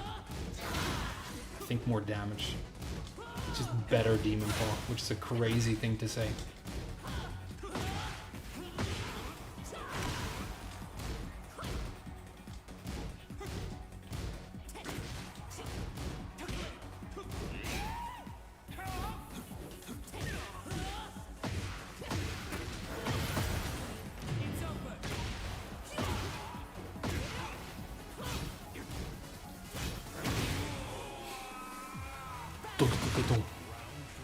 Laser beams. That's awkward. Oh, he's doing the scrub move 3 times? Now I'm with SpongeBob, raising down the Autobahn, while I'm in the backseat trying to fuck Megatron. Pull up into Chevron, rob that bitch in Klingon. Hop back in that Nissan, driving Huffin' Freon. Meanwhile, Patrick's like, can we listen to Trey songs? Then I stab him 3 times. It's the bars, dude. That's my favorite rap song of all time. That and Why Must I Cry by Ray Dawn.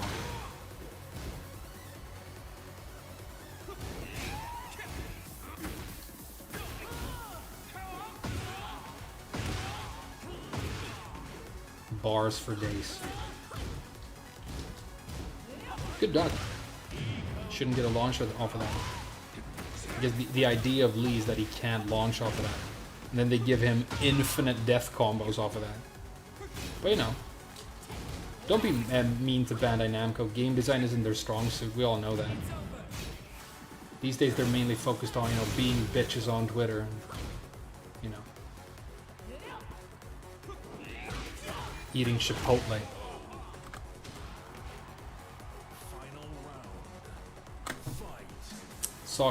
Do I miss Japan? Yeah, I miss it every day if I'm gonna be honest, dude. I mean, after I got a job, it was hard.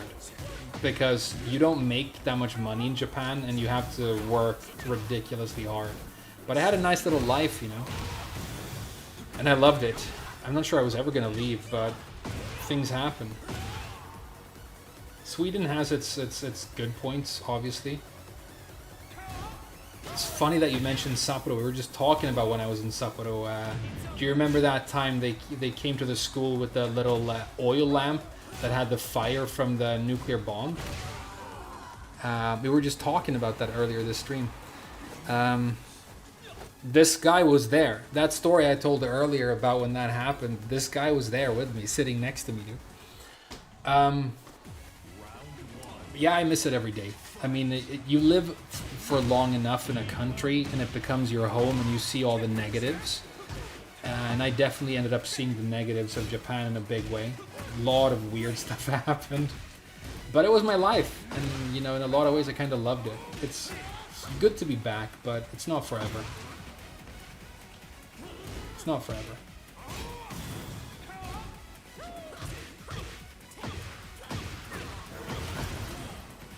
I was back in Japan in January, dude, visiting my girlfriend's family. Or like, my fiance's family. You should meet her. I've told her all about you, dude. You and the guys. She'd be super excited to meet you.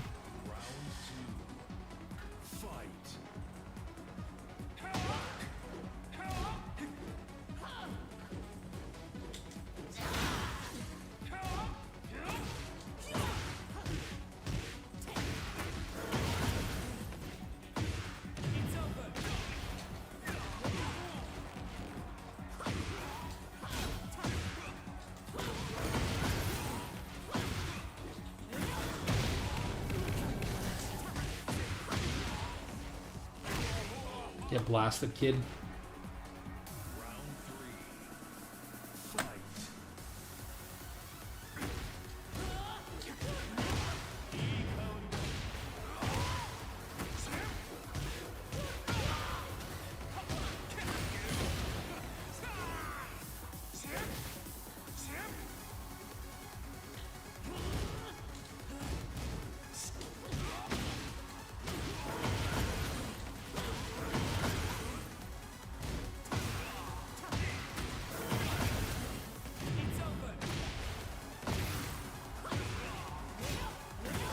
Get blasted. Get so fucking blasted.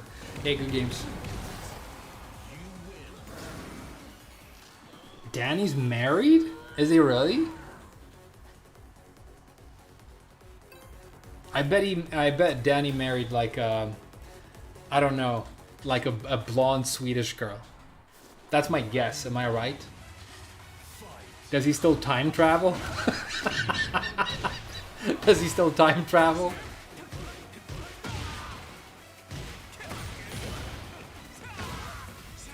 Like it's hard to get in touch with me these days, dude, because I don't really have social media. I still think I have my old Facebook somewhere.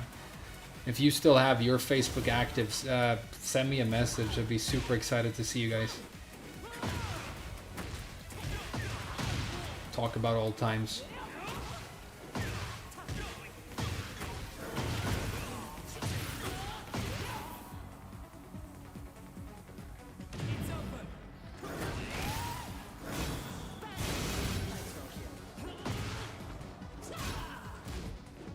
Oh, I can't believe you won that. That's crazy.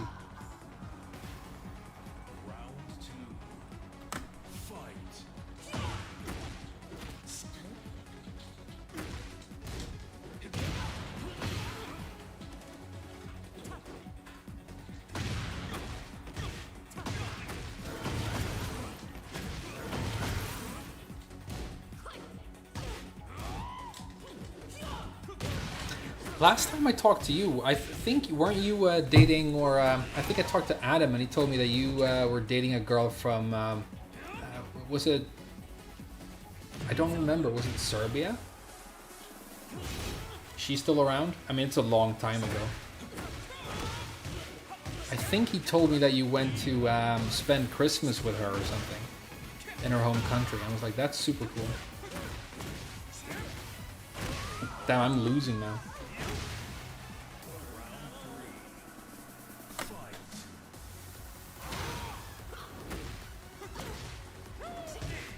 I'm gonna focus on the match now and just kill this guy. It's easy.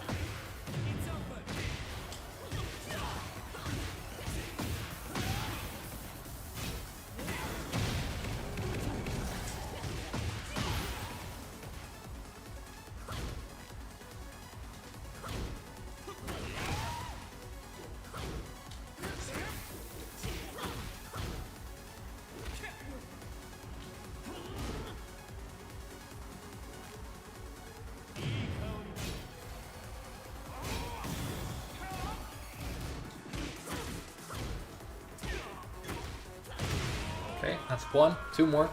Two more of those. Do the running move.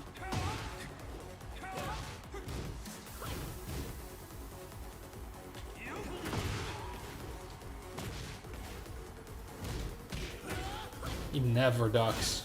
This guy hasn't ducked yet. He could have done acid rain right there.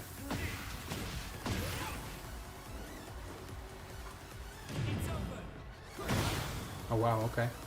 I'll take it.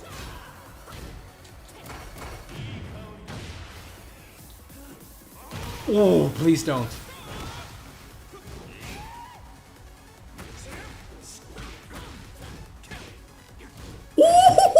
Get blocked! Get so owned, kid. Mentally untouchable.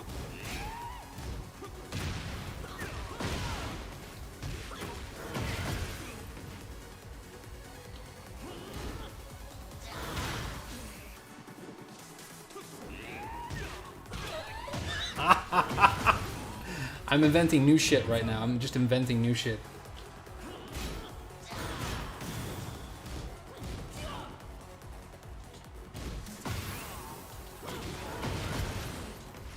Comeback of the century, dude.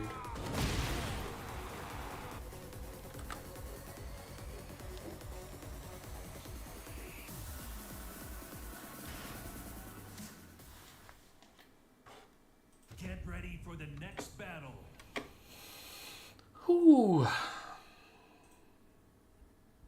Oh, you're still Sambos? I guess me and my girl are still Sambos as well. We're not in a hurry to get married. It's not really, you know, a big deal. But you know, we're definitely a couple. That's sick, dude. That you're still together. Amazing. You know, Get ready it's for a the good next thing battle. finding love. It mellows you out, makes you better at Tekken. And being good at Tekken is the most important thing. Everybody knows this. Let's demote this Lee bitch.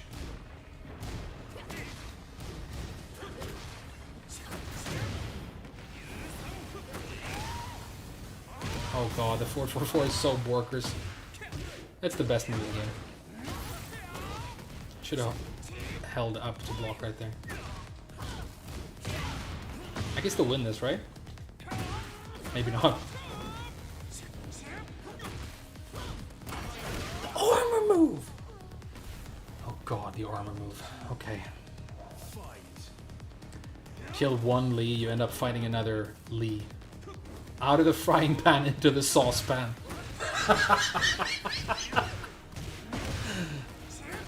It's my favorite saying. Oh, homie move, that's broken. Do a low.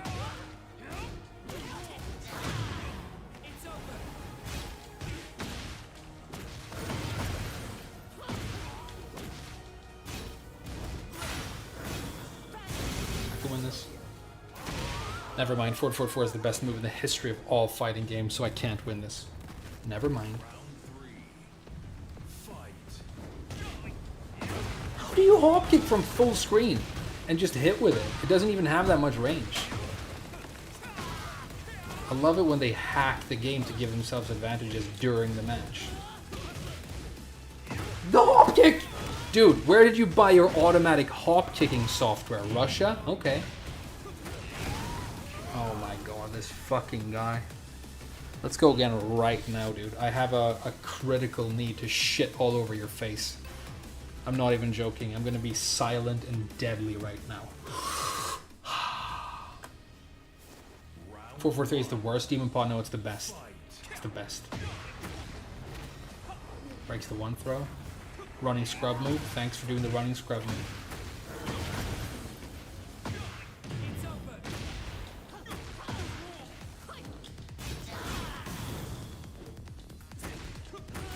Should not be heat engaging. It's broken.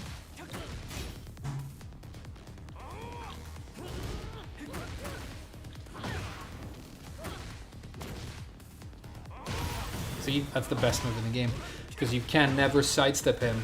Your backdash is useless. He gets an infinite like death combo every time he does that. It's just the best move in the game.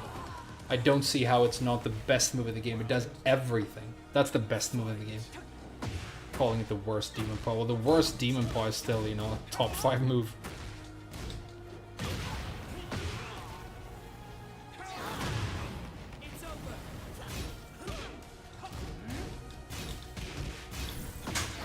Okay, that's one. Stay on top of him.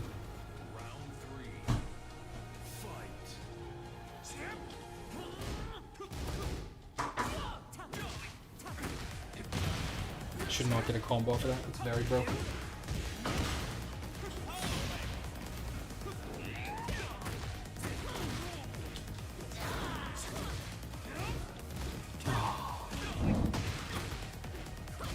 This music is so good.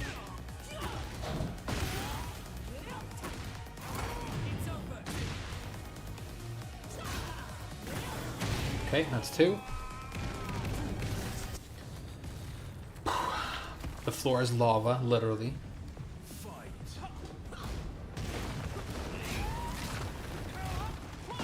Really? Wow, okay.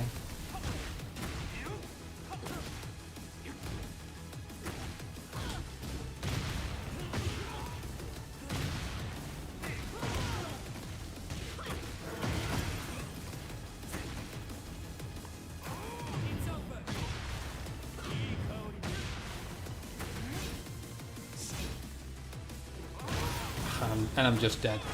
Yeah, that's the worst demon paw. Okay, that's the worst. The teleporting kill switch with no flaws, homing to both sides, infinite damage, safe on block, heat engager.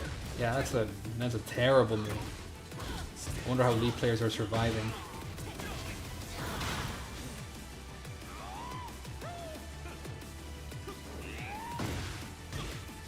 Sidestep that.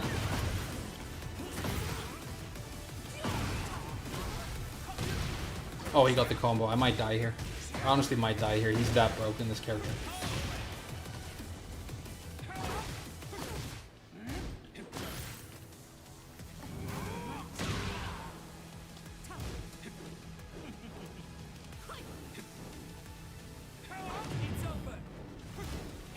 No!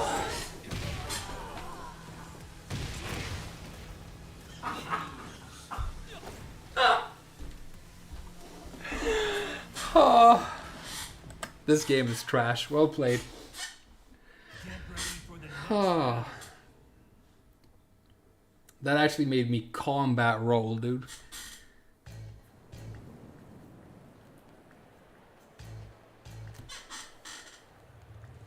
Hey, thanks a lot, Huarong.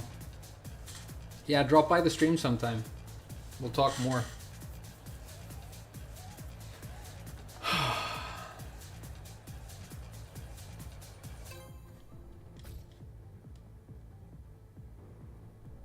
I just want my god rank back, but I don't have enough time because I still need to make lunch. But you know, part of not being salty about Tekken is being able to end the stream on... What's with the Lees? I mean, I know you can play him with your left testicle. He's so overpowered that you basically win without pressing buttons. I mean, I know, but like, could you play one of the other super overpowered characters? Whereas the Tekken community now just decided that 443 until we get max rank is just what we do. Yeah, I'm here, pussy. Start. No, I'm not interested in free damage. I don't want it. I don't want it. Just go. Just go. I don't want your fucking charity, dude. Play a real character.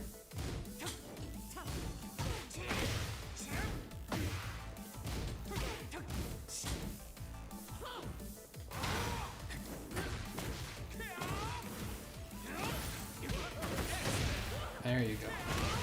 There you go.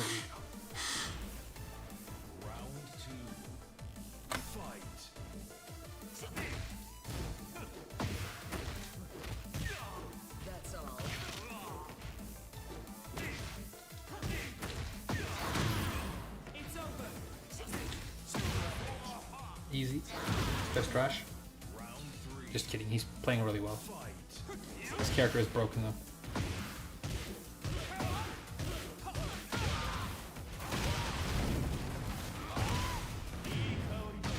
Look at these infinites. Like, when did a Lee combo ever end? I've never seen a Lee combo end. I've never seen a Lee combo end. It's just diarrhea. It just doesn't stop shooting out the asshole.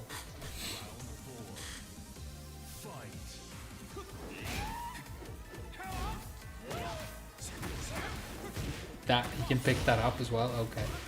Yeah, perfect. Another perfect character. It's another perfect character.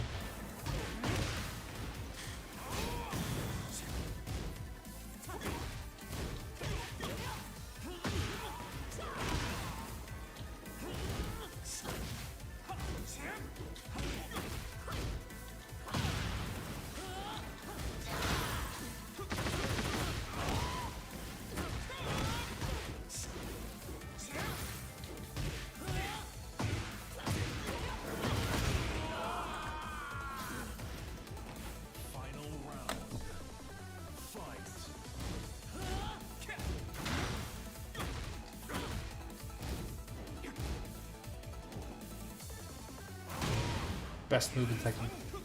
Not even close. Not even close.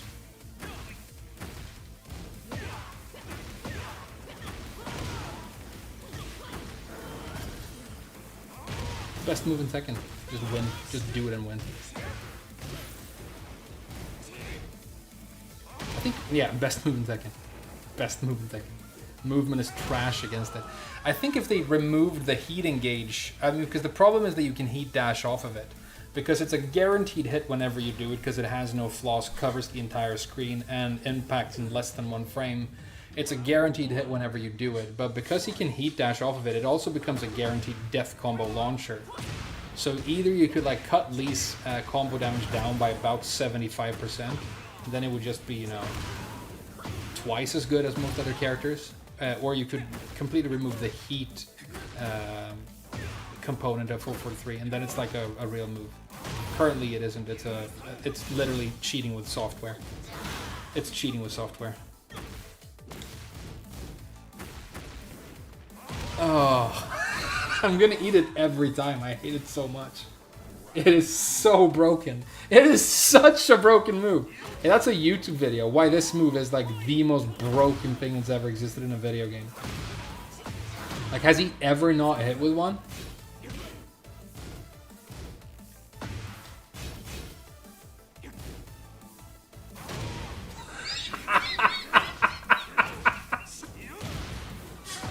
Never mind, dude. Fuck, I might retire after all. Oh, I might retire after all. They keep doing 443s, dude. There you go.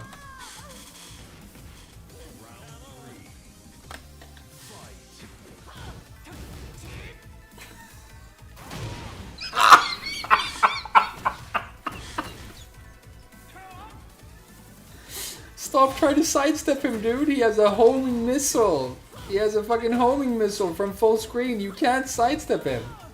I know it's the only way to get a hit, but you can't. He's...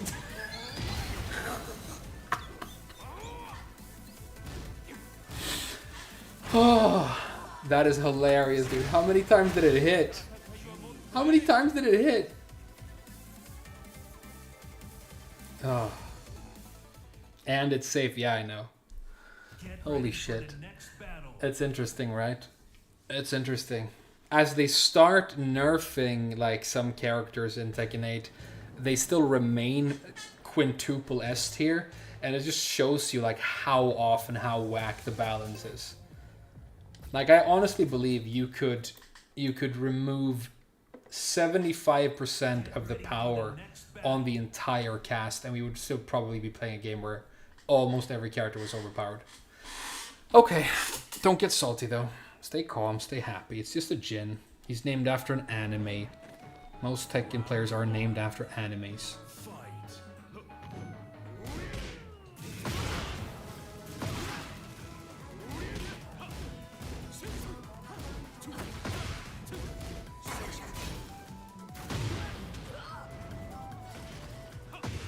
Just rename it Demon Paw the game, dude. Demon Paw the game.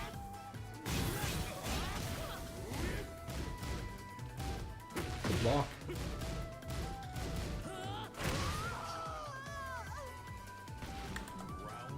Perfect character. Always at a range where none of my moves hit and all of his moves do, because of the pushback of his spam. So you can rotate your strings and never be at disadvantage, and just keep doing moves. Perfect character.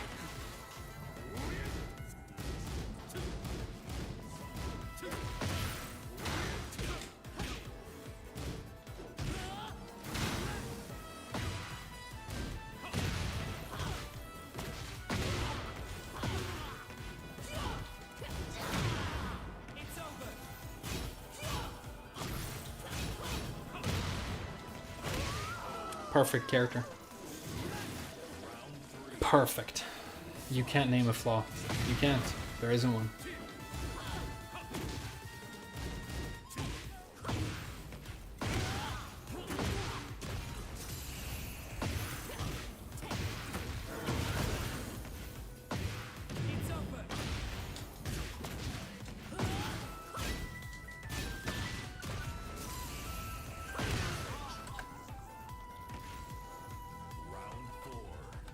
Lockdown pokes, yeah, he's very good at that.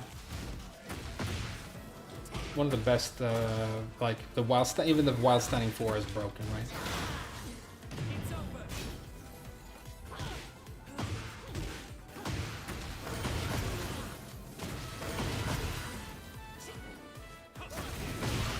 The post, don't get me started on the post L sweep Oki. That is insanity, dude.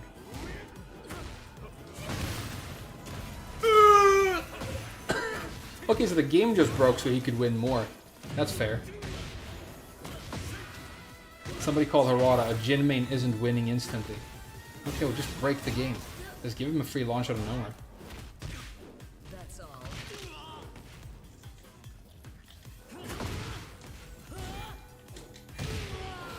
Okay, final round. We can do this.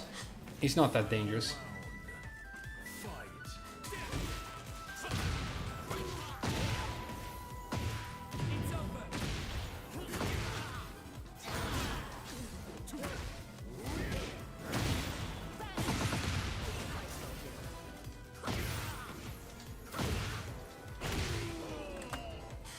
Ooh.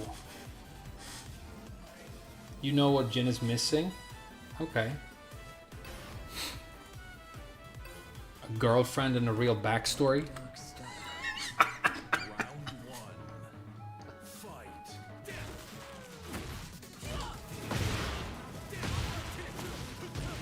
He's also missing a flaw, so he's missing 3 things.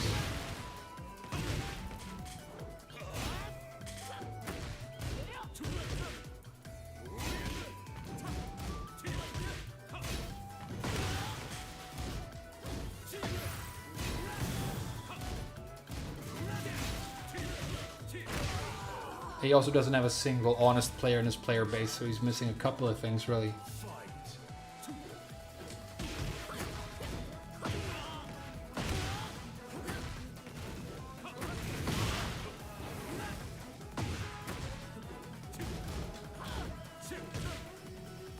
The 1-2 being high mid, game ruiningly super broken as well.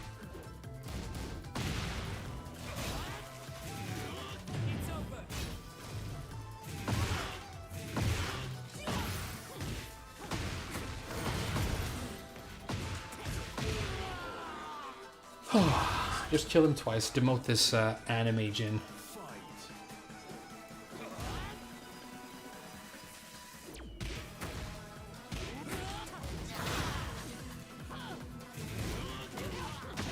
Good parry.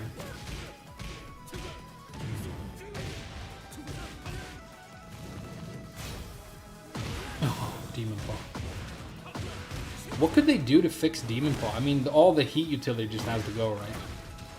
And then it's still, you can still spam it until you get max rank for free, but you at least don't get a death combo whenever it connects. It's the heat dash when heat is already active, and the heat engage, that's the problem. That's the problem.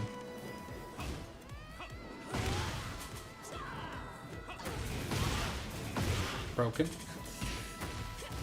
So broken.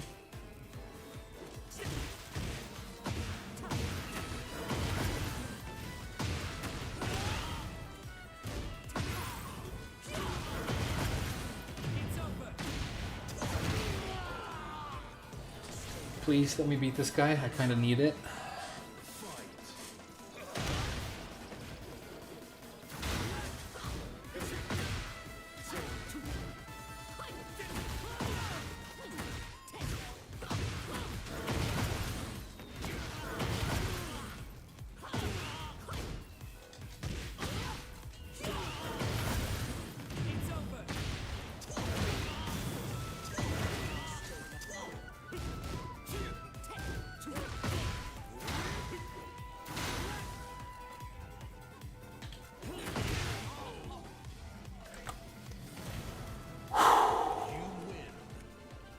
I haven't tried the Elden Ring DLC, no. I will at some point. Not for a while, though. Get ready for the next battle. Next match is the last match, then I need to make lunch. He's got Ling at the end of the story mode.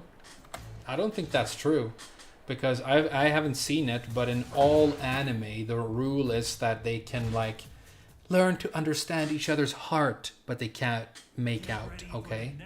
They can remember that promise we made when we were 5, that day when the wind was blowing and the sakura was pink. They can remember that promise, but they can't bang, okay? There can't be actual plot development in romantic plots in Japanese media. Because then the world explodes. Don't you know the rules? Have you guys watched anime?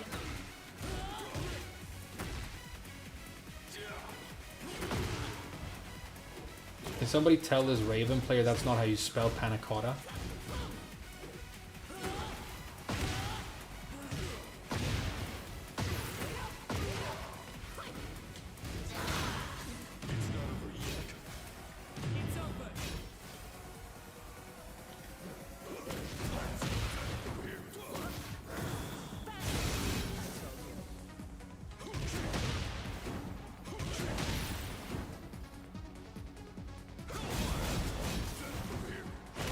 Wow, unplayable.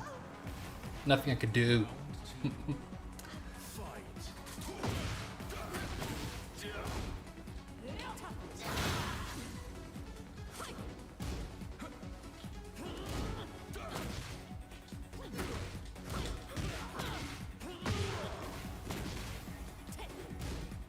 Good block, good punish. Can't beat this guy. Can't beat this guy. I mean, I don't think I've ever beaten a Raven. To me, it's just a visual noise, and then the round's over. I always have a headache, and I never know what's going on. Maybe that's my bad. But I never have a single clue what they're doing, and it hurts to look at. It's kind of an unfair character to pick because your opponent, by definition, has a headache 2 seconds into the match, and that gives you a huge advantage. Like, if everybody you ever played had a migraine, you'd be winning a lot more.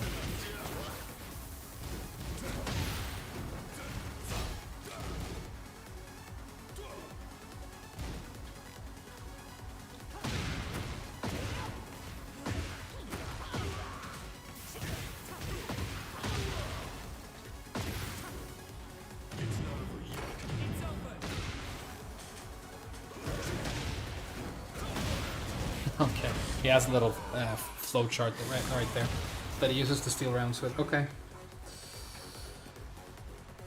Can't wait to watch the VOD. Hey, I hope you like it, Slippy. Honestly, I think it was less entertaining than when I get really salty. But I hope you enjoy it. We even had an old friend stop by, which was sick.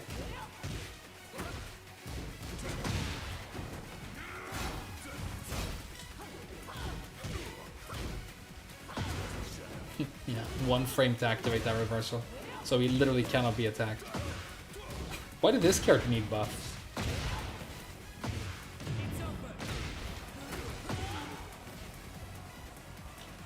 Oh, I just figured out why Raven got buffed, even though he didn't need to be.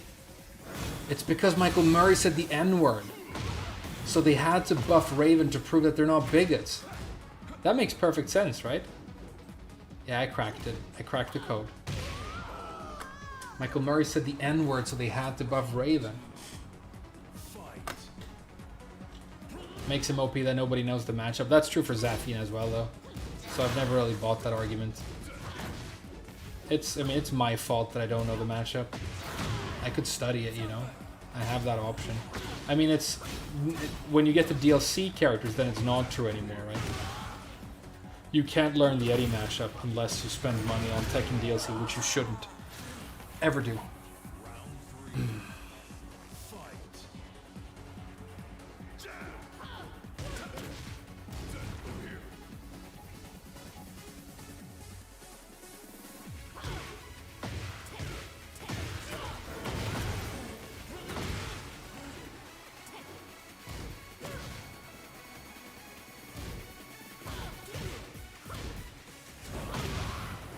Oh, I could have gotten guaranteed E right there. Still got it. Nice. Okay. Full screen hitting while standing 1. And then an infinite combo. Okay.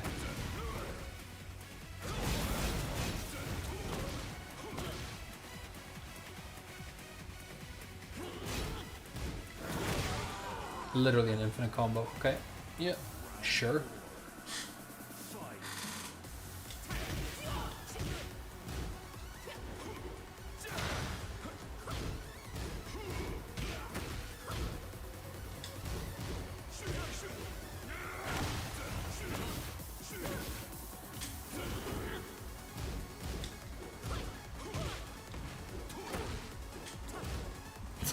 Nice jump frame.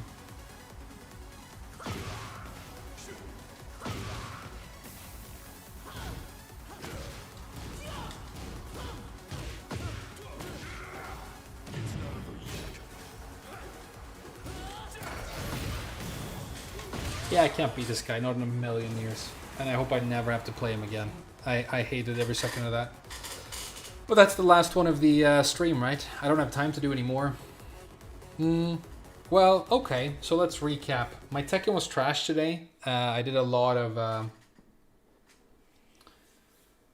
I played like trash and I did a lot of losing, which usually would make me more salty. But I think I did manage to commit to not getting really upset. I think I did manage to do that. I mean, I still talked shit, but I have to do that because, you know, it's basically the most fun part of playing Tekken.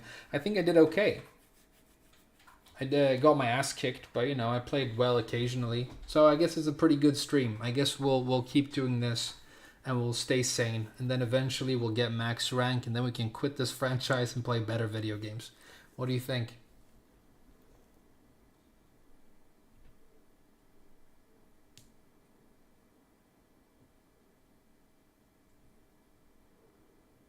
Let's play some matches. Yeah, we should. Next time, dude.